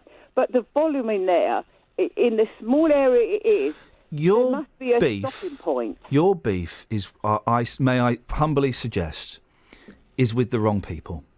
Who? Your beef is with the wrong people. Why the wrong people? For some reason, the gentleman we spoke to earlier, and you seem to have a personal problem with the headmaster. Excuse me, I think he's got a thing against us. Shirley, no, he hasn't. He's not got a thing against you. You do not know. Shirley, I've tried to get Shirley, to the town council. No, I've tried to get to the town council, and he will not come. He will not come to any register meeting. Sorry, you might have his point of view. No, I've not got his point of view. You have. No, Shirley. He's never come to any meeting. Shirley, calm down, dear. Now listen. You've got a thing against. He hasn't got a thing against you. He's got a thing for his children that he's responsible for. He wants the best. I'm assuming most headmasters and headmistresses do. He wants the best for all the kids he's representing. Now, instead of being angry and focusing your anger at the head teacher, I suggest you focus your beam, your anger, your fury on the council and try and get them to put either double yellow lines or permit holders in those streets that are affected. That's a good idea. Go on, you do it, but they don't do it. No, I'm not going to do it. I don't live there. I've not got a problem with it. There's so much the anger that I'm not angry. I've been doing this a long time, Ian. To be honest, you must be tired. I'm doing it 12 years, yeah. And a lot of the time I've been up to school. He's been allowed to do it by a great big sports hall. Brilliant. These are brilliant things. We should be celebrating it, Shirley. We should be celebrating it because I bet you're the same person that moans when you see kids hanging outside a shop. Or when you see kids just sitting on a wall outside someone's house. No, you're not being nice to me. No, but I bet you are. You're making me sound bad for fighting for the residents. If an MP fought for their or an MP council, the people voted me in to put on their side. I've tried for years. It's not just now, but you imagine how much problem in that area. You need to let it go. It was built for 12 years. You need to let it go. You're 12 years, Shirley. 12 years. You've been fighting this. No, I haven't. We should be celebrating the fact that this school has got a new sports hall. You just don't. If you go, I wish you would live in the area. I don't live in the area. I live in my area, and I celebrate in the mornings. So you can That's out of order. Drive. What would you do? That is out of order. I would block my drive with the bin, so they couldn't. Well, they still do it. No, they do it. I would block my drive with the bin. Well, they do it, and they park on the drive. I would block my drive with the bin. Have even the parents sitting on people's lawns, waiting for the kids to come out. Parents sat on the lawns. There's not just certain things, Ian. It's been gone a long time, and I don't blame the residents. They've kept quiet all this lot, and they've done it twice, and then this has happened. It hasn't, and we do need the school, and I wish it would stay at a smaller. But that's not the world. The world isn't like that. There are more and more kids. This is great. It's got a sports hall. We've got an obesity. We've got fat kids. You don't see it. There's two sides to a story, and you've taken one side. I've not. Listen, if people. I'm sorry. That's my Shirley, point of view. It is your point of view, and it's incorrect. And I'm not. I'm just. This is you not angry. How long I've been fighting for this right. thing, and we've been to Milton Keynes Council, and they just allow And apparently, because his academy, Milton Keynes Council doesn't have much to do with that anymore. It's a money-making thing. He likes to make money because it's a business now. It's Well, not then a here's a sport. great way. My suggestion. Listen, if people are parking on driveways, that's out of order. If teachers are parking there and there are no parking restrictions, well, then I'm afraid that's the way of the world. We've all parked in people's streets before now. I suggest that you forget the headmaster, because he's not going to. It would appear he's not going to talk to you, and I don't know why, and that must be very frustrating. Let that frustration go. Speak to the council. Try and get residence permits there or double yellow lines, because then that would solve the problem, wouldn't it? It wouldn't, because the people park on double yellow lines. Well, There's then- some up there, but the parents still park on double yellow lines. Right. Because nobody can do anything about it, because police can't do anything about it, and there's only traffic wardens can stop people on double yellow lines. So it's a waste of time. It's there.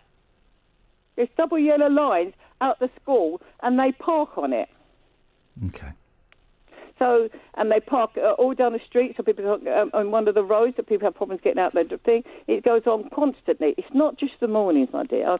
I know you might think I'm not really angry. I just would like the frustration. If you just stop the school, that's it. No more children going in. But that's not going to happen. That isn't going to happen. So you need to come up with an alternative plan. You need to let that fight go, and you need to come up with a different plan of attack then.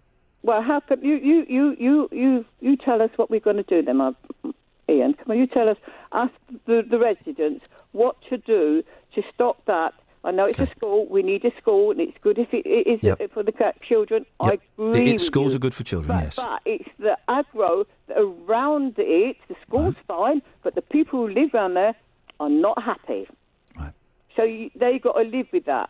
It's not fair on the residents. No, it's not fair. That have to pay rates. And I think so. That's what it's two sides, and I It must know really gall you. Some of your money's going to that school. That's right. It's not fair. Iain, It isn't fair, to be is honest. it? I'm not angry. I'm just frustrated for the years I've fighting for it, and it was promised by them not to get more.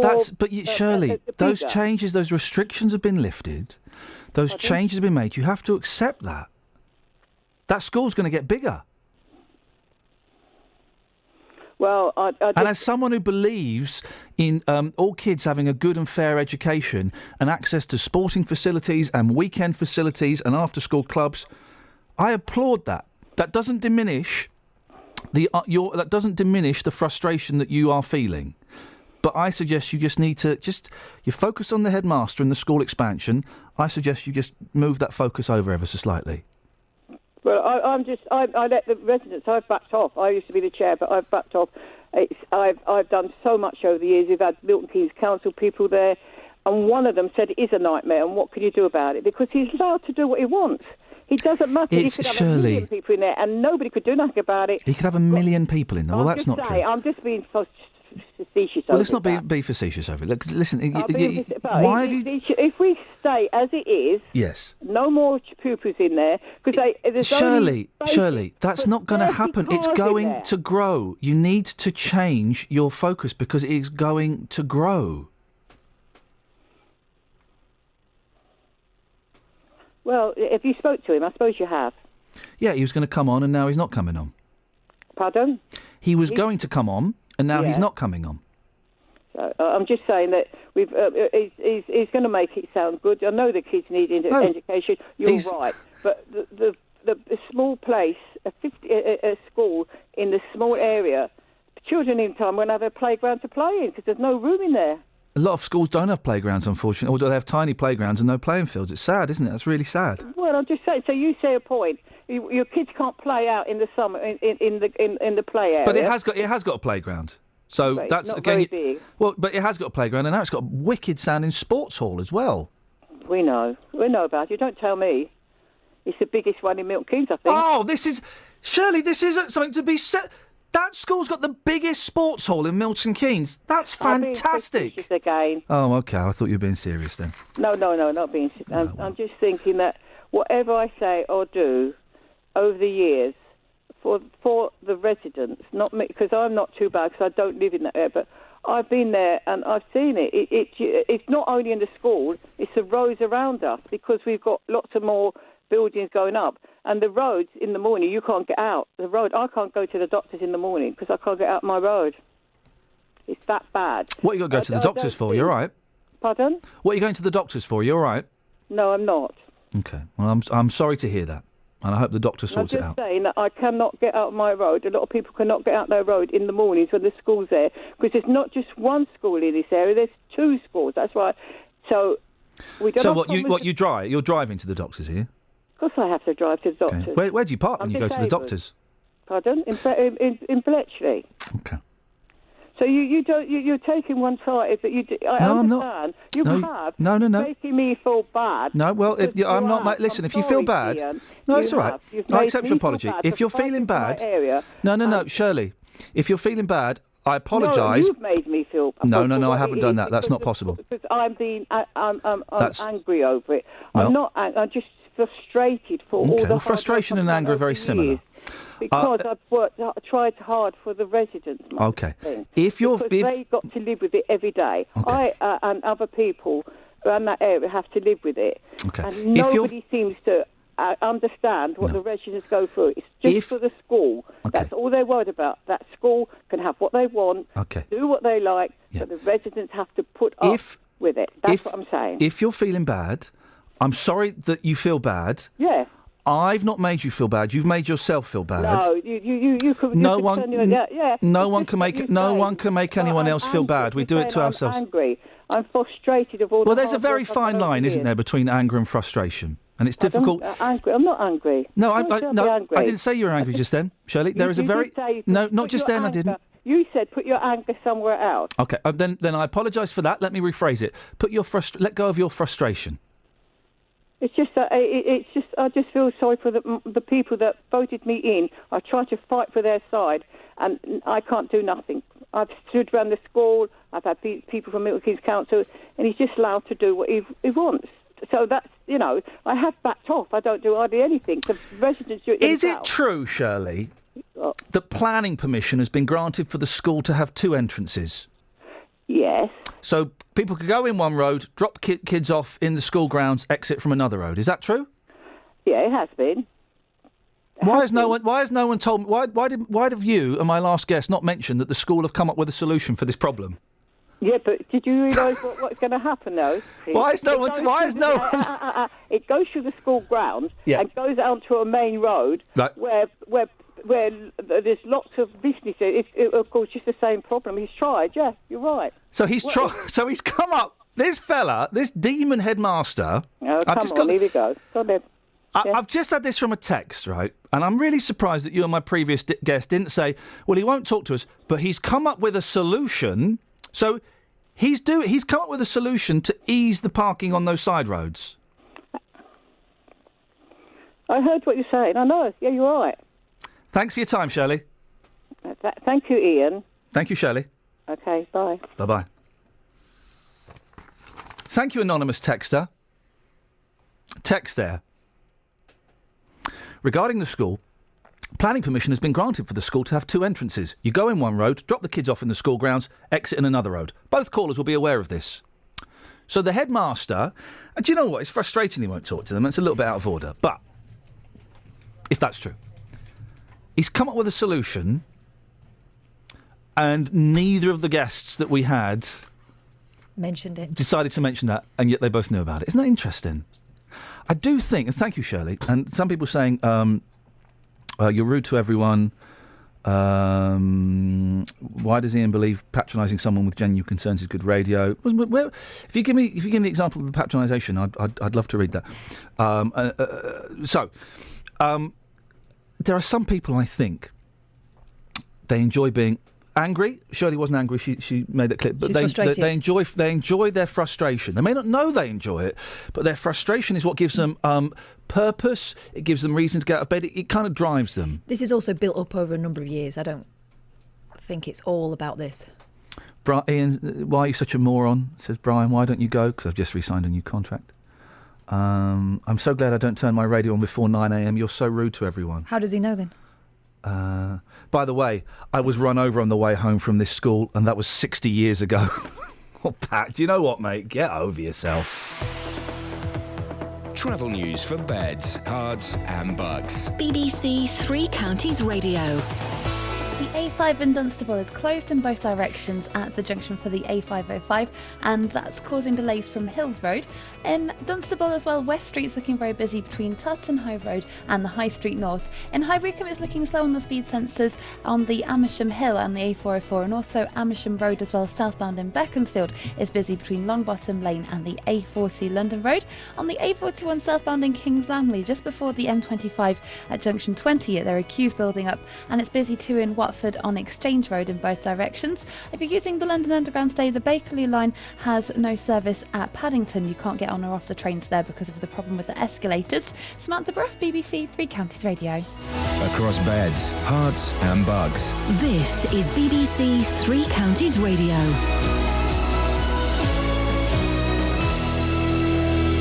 It's 8:30. I'm Lee Agnew. The headlines: a group of residents in Bletchley are blockading parking spaces in their street to stop parents dropping off their children at a nearby school. People in Saffron Street say parents have been parking in their driveways. Developers have been given permission to rebuild the Into shopping centre in Milton Keynes. Campaigners say it means the loss of public space and are calling for a judicial review. And people living near the MK Bowl are bracing themselves for 2 concerts by the Foo Fighters this weekend. Residents of South Thurston are unhappy about the possibility of noise, litter and bad parking. The weather will be mostly dry with sunny spells, but with the chance of a shower in places. Top temperatures just 15 degrees Celsius, 59 degrees Fahrenheit. Three Counties Sports. BBC Three Counties Radio. Wales have moved a step closer to qualifying for Euro 2016 after a 1-0 win against Cyprus. Gareth Bale's second half header means a win against Israel on Sunday will see them qualify for a major tournament for the first time since 1958. It'll probably be the best thing that we've achieved. It's something that I don't even think we've properly qualified before ever. So if we can get across the line, it will be an amazing thing, not just for us but the whole nation and whole of Welsh football. Luton Town will be without Cameron McGeehan and Paddy McCourt for tomorrow's trip to Cambridge. Paul Benson's a doubt with a neck injury, and Hatters manager John Still says defender Scott Cuthbert is also doubtful after picking up an injury in the midweek win against Leyton Orient. What happened? It cramped up and he thought it had gone. So we took him straight off. Yeah, it might be all right Saturday, but he just cramped up. He said, as he's ran towards me, I've just got to turn my body and I couldn't move my leg. But he hasn't trained today. But he might be all right, yeah.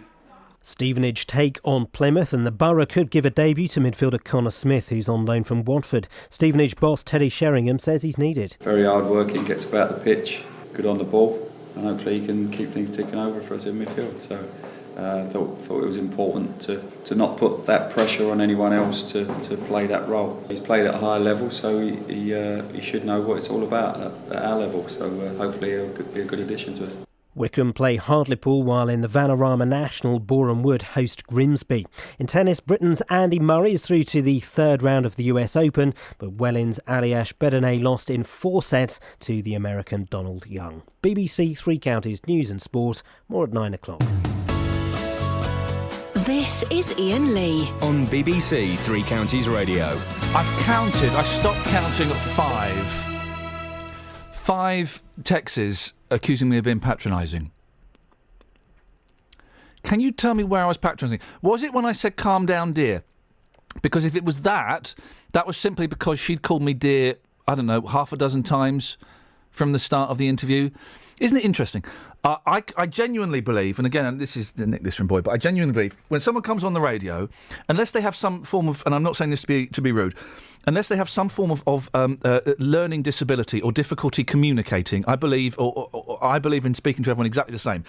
And you'll notice when we get 8-year-old kids on, I'll speak to an 8-year-old the same way I, speak to a 50-year-old the same way I speak to a 70-year-old. I don't, hello, little boy, hello, are you all right? Don't do any of that. I don't do it with old people because that's patronising. So I treated her with the same questioning that I would have treated anyone. If anything, she was patronising to me, but I don't mind it. I'm just bringing that up because people are accusing me of being patronising.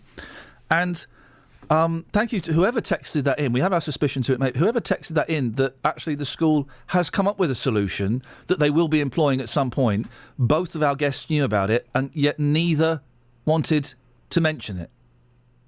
I just think that's interesting, isn't it? Let's go to Mick first. Morning, Mick. Morning. What have you got for us, Mick? Well, the chap that probably, well, I'd say chap, it probably, but I think I'm suspicious that the chap that got in touch with you might have even been the headmaster, because he didn't want to come and talk to you. He never had the courage of his convictions to come and see you. Does it matter? Don't interrupt. I haven't finished yet. Don't be rude. Does it matter? Ian. No. Ian, you've raised the point, Mick. Does it matter Ian, Mick, please. Does it matter who sent that text in? Ian. Does it matter who sent that text in? Ian. Are you finished? Does it matter who? Does it matter? Ian. Does it matter? Ian. Does it matter? It does matter, because he hadn't got the courage of his convictions to come and see you. Does it matter? And the solution he came up with was not put into practice, was it? No. Why? Tell me why. Did he tell you why? If you calm down, Mick, I'll tell you why. No, I haven't calmed down. I don't like being interrupted. I don't like rude people who. Stop doing it, Ian. I don't like rude people who don't listen and don't understand facts. Go on then. You carry on then, Mick. Go on. Right. Did he put the solution into practice? And if not, why? Was it more dangerous? Tell me when this question ends. Children? Let me know when there's the question mark so that I can answer it, because it's just like one long. Well, because you're asking a three-pronged question. I wonder how many prongs there'll be in this question. But carry on, Mick. Go on. It wasn't three-pronged. It was one. It wasn't put into practice, and was it not put into practice because it was more dangerous by driving through the playground to go out the other entrance and going out onto a main road where it would cause traffic congestion, perhaps more accidents? Has this question got an end, Mick? Because we finish at 9 o'clock. Well, if you didn't keep interrupting... I've not interrupted you for 30 seconds. I'm just waiting for the question so I can answer it. Give me the question. One question. Go. The question is, then people should walk their children to work. That's not a question. Go back to the question. They wouldn't get fat. They wouldn't have to build a sports hall. That's not the question. Go back. You're going on, Mick. You're going on to a second point. Go back to the question, because you can do this. I've got faith in you, Mick. Go on. Well, I don't know what the question is, Mick. You've gone from talking about a text to talking about fat kids. I'm confused. Go back to the question. The question is, why wasn't that put into practice? What he come up with? Okay. Is that the end of the question? Have I heard a question mark? Why wasn't it put into practice? Okay. So that is a question. Can you understand that? Just give me it one more time, because I'm not sure I've got it. Right. He come up with a solution, but it wasn't put into practice. Now, why? If this bloke was stop! You had a question. Yeah, go on then. So it was put in. He came up with a solution. Why wasn't it put into practice? That's the question. Yeah. Okay. You don't have to keep repeating it. I do, because I must be being dumb this morning, Mick, because I'm just. No, you're not. You're being facetious now. You're very kind. Okay, because the school's been granted planning permission. You know how it works, don't you? So you come up with an idea. Don't interrupt me, because it's rude. You come up with an idea of how to improve a situation for your neighbours. That involves a little bit of structural change. You have to apply for planning permission, OK?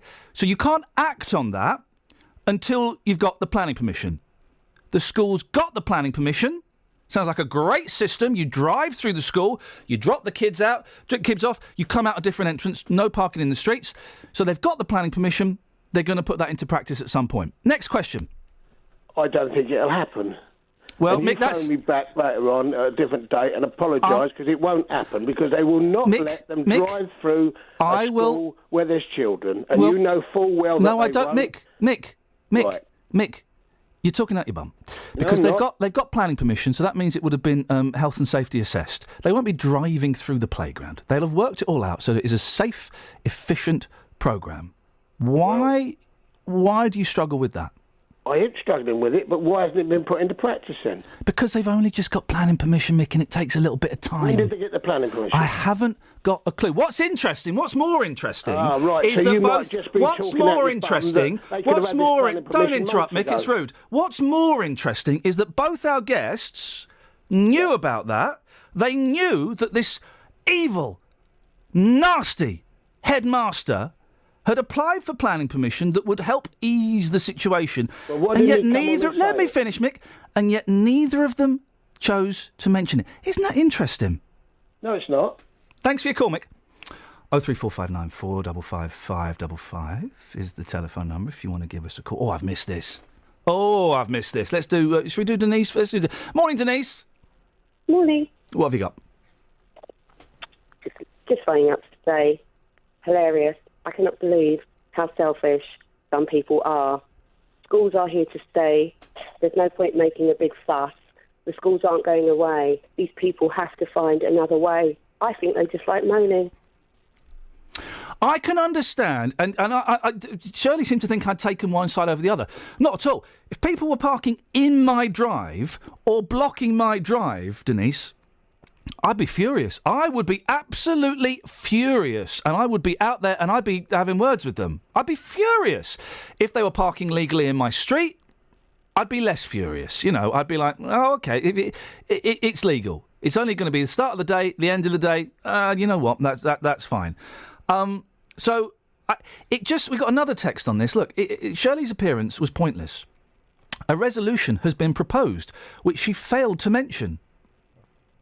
And that's the interesting thing, isn't it? And this is where you might be right, Denise, that there are some people, I think, who like to hang on to anger or like to hang on to their frustration. And I suspect, you know, that perhaps some of the people we've spoken to this morning are like that. Mm. Thanks for your call, Denise.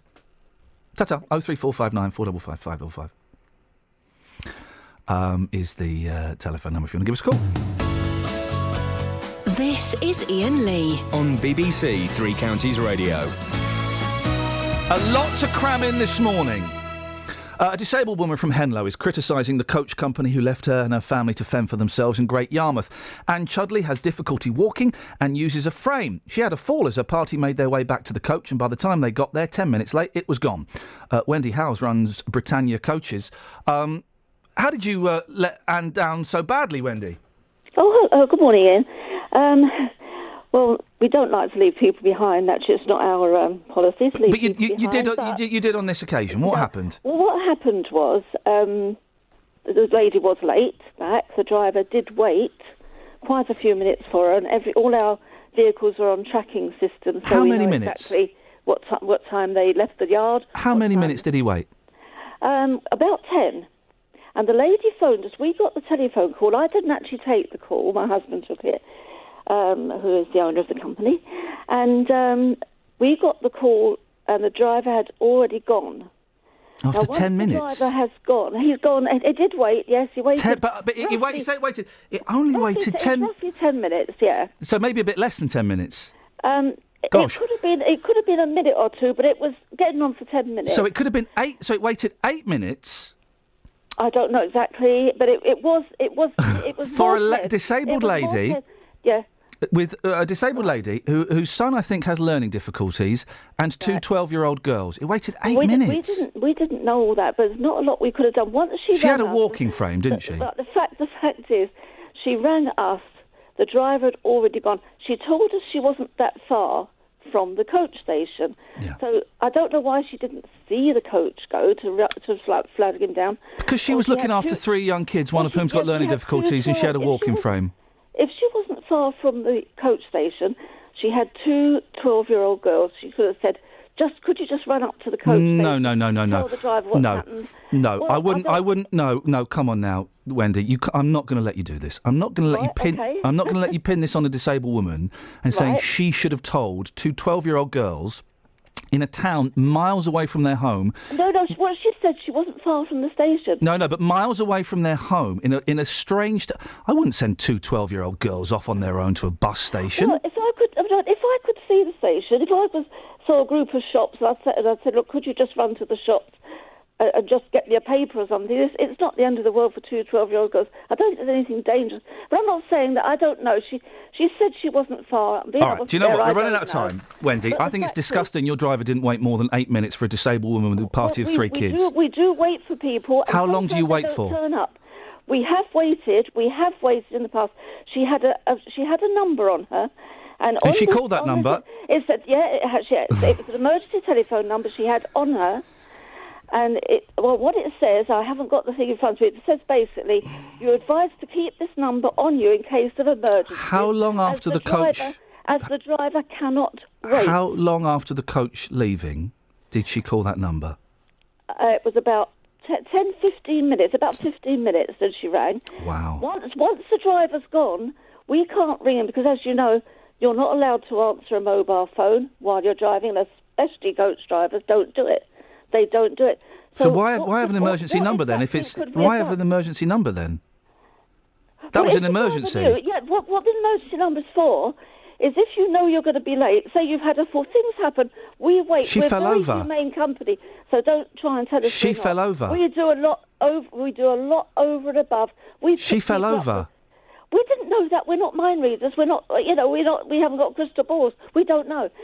Your driver waited 8 minutes for it. Your driver waited. When you've got 40 other people... 8 minutes is not... If I was on a coach and I knew that a disabled woman with a boy with learning difficulties and two 12-year-old kids was late, I'd be all right waiting. Did he ask the passengers? I don't know if drivers always take that in when people get on the coach and get off.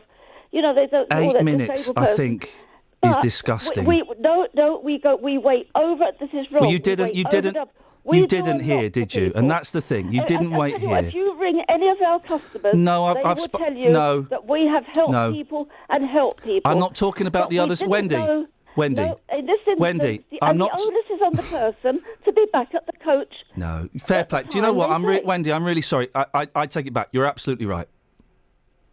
It's the disabled woman responsible for a boy with learning difficulties and two 12-year-old girls. It's her fault. It's her fault. It's her fault. Basically, it is. You said it. You actually said it. And what's breaking my heart, Wendy, is you actually mean it. She's not mentally disabled. She's the same as anybody else. I wouldn't put anyone down who's disabled to patronise them.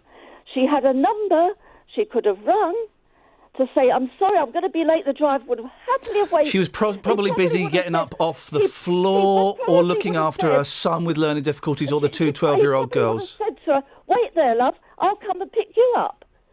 If he'd known, but he didn't know. Is it just the driver that works on your? Is it just the driver that works on your coaches? There's no one else there with him. Well, no, he's only the driver there for the day. The driver takes the paper there for the day. They're allowed to have speakerphones on there, aren't they? No, there's not. They're not allowed to have speakerphones. They're allowed to answer their phone before they turn the wheel. Are they allowed to have speakerphones? No, or the Bluetooth? The They're not allowed to Bluetooth. speak on the phone at all. They're not allowed to speak on the phone at all. They're not allowed to have Bluetooth or anything like that. No, they're not allowed to speak. We play safe. So just And if they not know that there's safe. a call from us, they will stop at an opportune stop, which could be Wendy, miles away. Wendy, They've got to get out the coach and ring us. Wendy, I'm not really buying this. Just so everyone knows, Well, I'm sorry you don't it's buy it, Britannia but Coaches. It's Britannia Coaches. Yes. Run by Wendy Howells. Who just to clarify, it's the disabled woman's fault who was responsible for a boy with learning difficulties and two young girls. It's her fault because she fell over, and your coach didn't wait more than 8 minutes. No, you're putting. I'm not saying it's her fault. You did just say it was her fault. What I'm saying is the onus. Drivers do not know. They don't know the risk. People don't come back sometimes on that trip. Yeah. Every week we go there, every single Saturday, and very often people don't come back. She had a walking because frame. Stayed. So how long do we wait? Half an hour? An hour? I would say 15 minutes isn't bad. I would say 8 minutes is taking the pee a little bit. What do we say to the people that are on the coach? I'll tell you what you say. I will tell you what you say. We know we've been in the business a long time. Well, you need to learn a few lessons, and I'm going to teach you a lesson. This is what you say. Don't patronise me either. I'm going to tell you what you say, Wendy. Tell me what you say. I'm going to tell you what you say. Does he have a microphone, or does he stand up and talk to them? He has a mic. Okay. Ladies and gentlemen, you may have noticed that we should have left 8 minutes ago, just to flag up that you probably saw the elderly lady earlier on. She's got a walking frame. You may have seen her struggling to get off. She was with 3 kiddies. She's not turned up. Is everyone all right if we just wait another 10 minutes? Is everyone okay with that? And I'll put a quick call into the office and just let them know. Is everyone okay with that? We have done that in the past. But you didn't do it. You know, we had people on there. They're in their 80s. Their 90s. You didn't do it. We had a man Would you in a wheelchair. disagree with me, Wendy? That's quite a good thing to say, isn't it? Do you know, it is. But he may not have. Do you know, when you've got 40-odd people getting off a coach, the driver doesn't always notice everybody, whether they're disabled or what they are. They're just a blur of people getting off. I've been courier myself. I don't remember everybody's face that gets off. You can't. It's impossible. You've got 40-odd people getting off. You don't. Do you remember everybody's walking frame? So many people have got walking frames. They're limping, or their kids. you don't. It doesn't register with you. It doesn't register that this person. It just doesn't register. There's just so many people getting off, and so the driver may not well have been aware that this lady had a difficulty. But every week, most people we take have got difficulties. They're either 80s, 90s. They can't walk. Most of them have got, to be honest, have got a difficulty, and they all come back. Wendy Howells. Oh, sorry, I thought you cut me off. No, Wendy Howells of Britannia Coaches. Thank you very much for your time. I am very sorry we left her behind, and I am sorry. I am sorry. Really am. But once the lady had rung, this is the actual thing of it, once she had rung, there was nothing we could do. There was nothing. What can we do? Get her a cab. What can we do? Could have got her a cab. Wendy Howells of Britannia Coaches, thanks very much for your time. Thank you. Right, okay. Yeah, bye-bye. This is Iain Lee on BBC Three Counties Radio.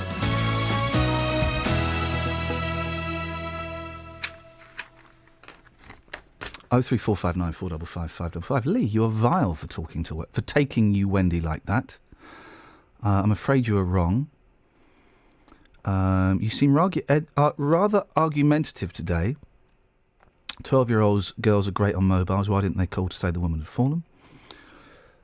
81333. Start your text 3CR 03459 455 555. We had loads of stuff planned, and I'm going to suggest, with the greatest of respect, that Carpet Martin and our tributes to a legend we kind of shunt over to Monday, if that's all right. Apologies to Justin, because I know he's put a lot of work in. Apologies to Carpet Martin, but we are we're getting loads of phone calls on these, so we're going to shunt that aside ever so slightly. 03459 455 555. It's been a very argumentative show today, hasn't it? June's in Stevenage. Morning, June. Hi. Can I just turn my wireless off a minute? Yes, please do. That's all right. She called it a wireless. She can do whatever she wants in my book.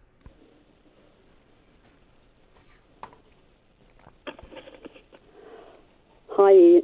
Hi, June. You all right? Go on. Yeah, I'm fine. I don't know what day this coach trip was, but on Saturday we went to Yarmouth with Britannia Coaches, and our driver spoke very good English, but he wasn't English. When we arrived and gave him our papers to get on, he said, "Oh, I think someone's sitting in your seats," but they weren't. And then when we came back and forward, not once did he count the seats to see how many passengers he should have. And when we all got on the coach, we didn't leave bang on 4:30. So that's what I'm saying. I don't know if it was that coach. He knew 2 people weren't coming back, but he was asking the people in the coach if everyone was on the coach. Here's a text. Counting. Can I read you a text, June? Let me just read you a text from Jane. This shows how heartless some of my listeners are. Why should all the other passengers be inconvenienced? The disabled lady was out of her depth looking after 2 children on her own, 3 actually, and she only had £15 on her. Totally irresponsible. What would you say to Jay, June? I would say that's cruel because we don't know people's circumstances. It might be that was the only treat that they could afford.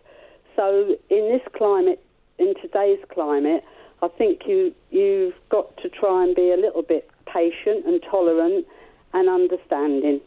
She got there 10 minutes late. She phoned up the company 15 minutes after the coach had gone. The coach went after 8 minutes. Yeah, I know. I heard the conversation. I mean, you've got to have a cut-off. Of course you've got to have a cut-off. You can't be waiting there all night. But I just think, if the driver has said, look, I'm really sorry. There was a lady with a frame. She's got 3 kids. She's not turned up. I know we're 8 minutes late. Can we just wait another 10 minutes? I'm going to phone the office, see what they say. No one in their right mind would have objected to that, would they? No. And maybe a few tuts. And when she comes on, oh, here she is. Here she comes. Bit of that. Yeah, I mean, I know we all sit there and say, oh, God, where are they? But even when we went on Saturday, a lady was on the coach with a new baby or a little toddler, and she said are we stopping at all? And he said, no, we no longer stop. So that was fair enough. So she said, well, if it's an emergency, would you mind? Because, you know, it would smell, etc.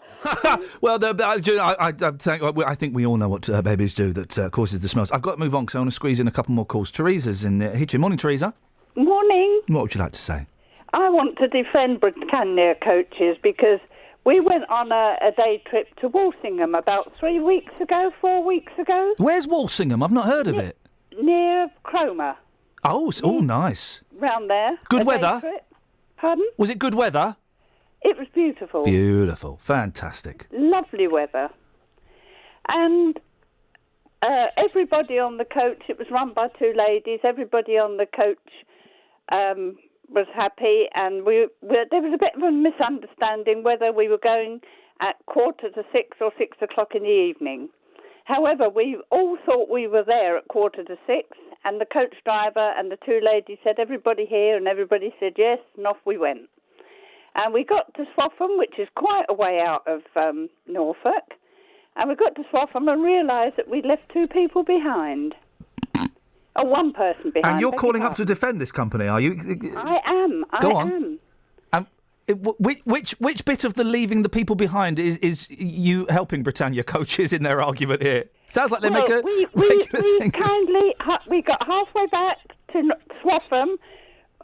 We spoke to the driver and said, "Oh, sorry, we've left somebody behind." Boom. And you went back and got them.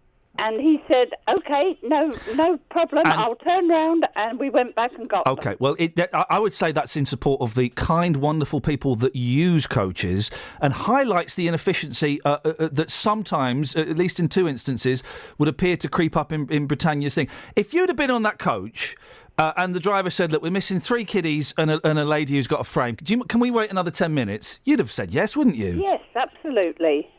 Absolutely, but and also, our driver was wonderful. No problem. Well, he weren't that good. Turned round. He left 2 people behind, Teresa. He's not that good. Well, no, one person it was. He left that behind, was only one. Yeah. In that case, there's only one person. It doesn't matter. Teresa, I've got to move on. Thank you, Justin. I'm really, really sorry. We're going to play that stuff on Monday. I absolutely promise, and it'll be in the podcast next week. Carpet Martin, I'm sorry. Britannia Coaches was the coach company involved there. Right, is everybody here? Yeah. I'm not. OK, let's go! If you've hang on a minute. We don't want that. We want that. Travel news for beds, cards and bugs. BBC Three Counties Radio. In Dunstable, there are delays on the A5. It's closed at the moment because of an accident at the junction for the A505, and that's causing long delays on the High Street North to Houghton Road. And on the West Street as well in Dunstable, that's slow eastbound between Totton Hoe Road and the High Street North. In Watford, Exchange Road's looking busy on the speed sensors at Beach and Grove, and so is the A10 southbound. It's slow from the Turnford junction towards the M25 junction 25 at Enfield. No reported problems on the motorways. If you're using the London Underground, though, the Bakerloo line has the Underground station at Paddington closed at the moment because of a problem with the escalators. Samantha Bruff, BBC Three Counties Radio. Thank you, Sammy. Stan says on the email, you clearly changed your interview to a game, a sport. I do think having a good argument is a good sport, if I'm completely frank. An example of your patronising was when you thanked her for apologising to you. Thanks, Stan. Stan, thank you for your email. Appreciate it. It wasn't patronising, it was genuine. She made a mistake, she apologised, and I acknowledged it. I mean... Wow. Fun show today, huh? Didn't we learn a lot about humans? I'm seeing the monkeys twice between now and Monday. Ta-ta. Local and vocal across beds, hearts and bucks. This is BBC Three Counties Radio. Thank you, Iain. Good morning. Welcome to the JVS show. I'm Jonathan Vernon-Smith. It's Friday. It's 9 o'clock. And on today's Big Phone In, are you pleased or angry that the UK will now accept more refugees? David Cameron is expected to announce plans later to increase the number of refugees being allowed into the UK. The extra refugees are expected to come from UN camps bordering Syria and not from groups of migrants already in Europe. No specific number has been agreed, but Mr Cameron had previously said the UK would continue to take in thousands. Former Chief Rabbi Lord Sachs argues we can take 10,000, whilst former Home Secretary David Blunkett says we can take 25,000. Well, this morning I want to hear your reaction to this story as it develops. Are you pleased or angry that the UK will now accept more refugees? Here's my telephone number for your call. It's 03459 455 555. This is the JVS Show on BBC Three Counties Radio. I'll take your call in just a second, but first let's get the latest BBC News at 9 o'clock. Here's Lee Agnew. David Cameron is expected to announce that more Syrian refugees will be allowed into the UK. The Prime Minister is facing growing pressure to do more. David Simmons from the Local Government Association says councils have the capability to meet the extra demand. Once we've got a clear idea from government of what the numbers are, we can gear up that system and make sure that the housing needs, the school places, if there are children involved, the NHS resources that are required are put in place so that we can accommodate those people and hopefully have a reasonably smooth transition to life in the UK. Developers have been given permission to rebuild the Into shopping centre in Milton Keynes, still known by many as Midsummer Place. It'll mean new shops and a 5-screen cinema, but opponents say a large area of public space will be lost. Our reporter Stuart Radcliffe was at the meeting. This really was a very heated council meeting, and when that decision was made, it was greeted with cries of shame on you and so much for local democracy. But councillors here have taken the decision this is too big a plan to ignore. It's worth some £70 million and could create up to 400 new jobs. A group of residents in Bletchley are blockading parking spaces in their street to stop parents dropping off their children. People living in Saffron Street say a nearby school has been getting bigger, bringing even more traffic to their quiet road. Shirley Rolfe from Bletchley and Fenny Stratford Town Council says they're fed up. It's not just one, there's 2 schools. Do you imagine chaos in the morning that people cannot get off their drives to go to work? People park on their drives, across their drives. It would be nice if it was just to walk to school, then there would be no problem. A court has ruled that a 5-year-old boy from Buckinghamshire must be taken from his disabled mother and put into care. But the judge at a hearing in Milton Keynes denied social engineering in the case. More from Carol Abercrombie. Judge Anthony Hughes said the woman's disability made it impossible for her to meet her disabled son's needs by herself, and the level of local authority support required would be too extensive. The judge, who said the boy could not be identified, ruled in favour of Buckinghamshire County Council, who said the boy needed a permanent substitute family.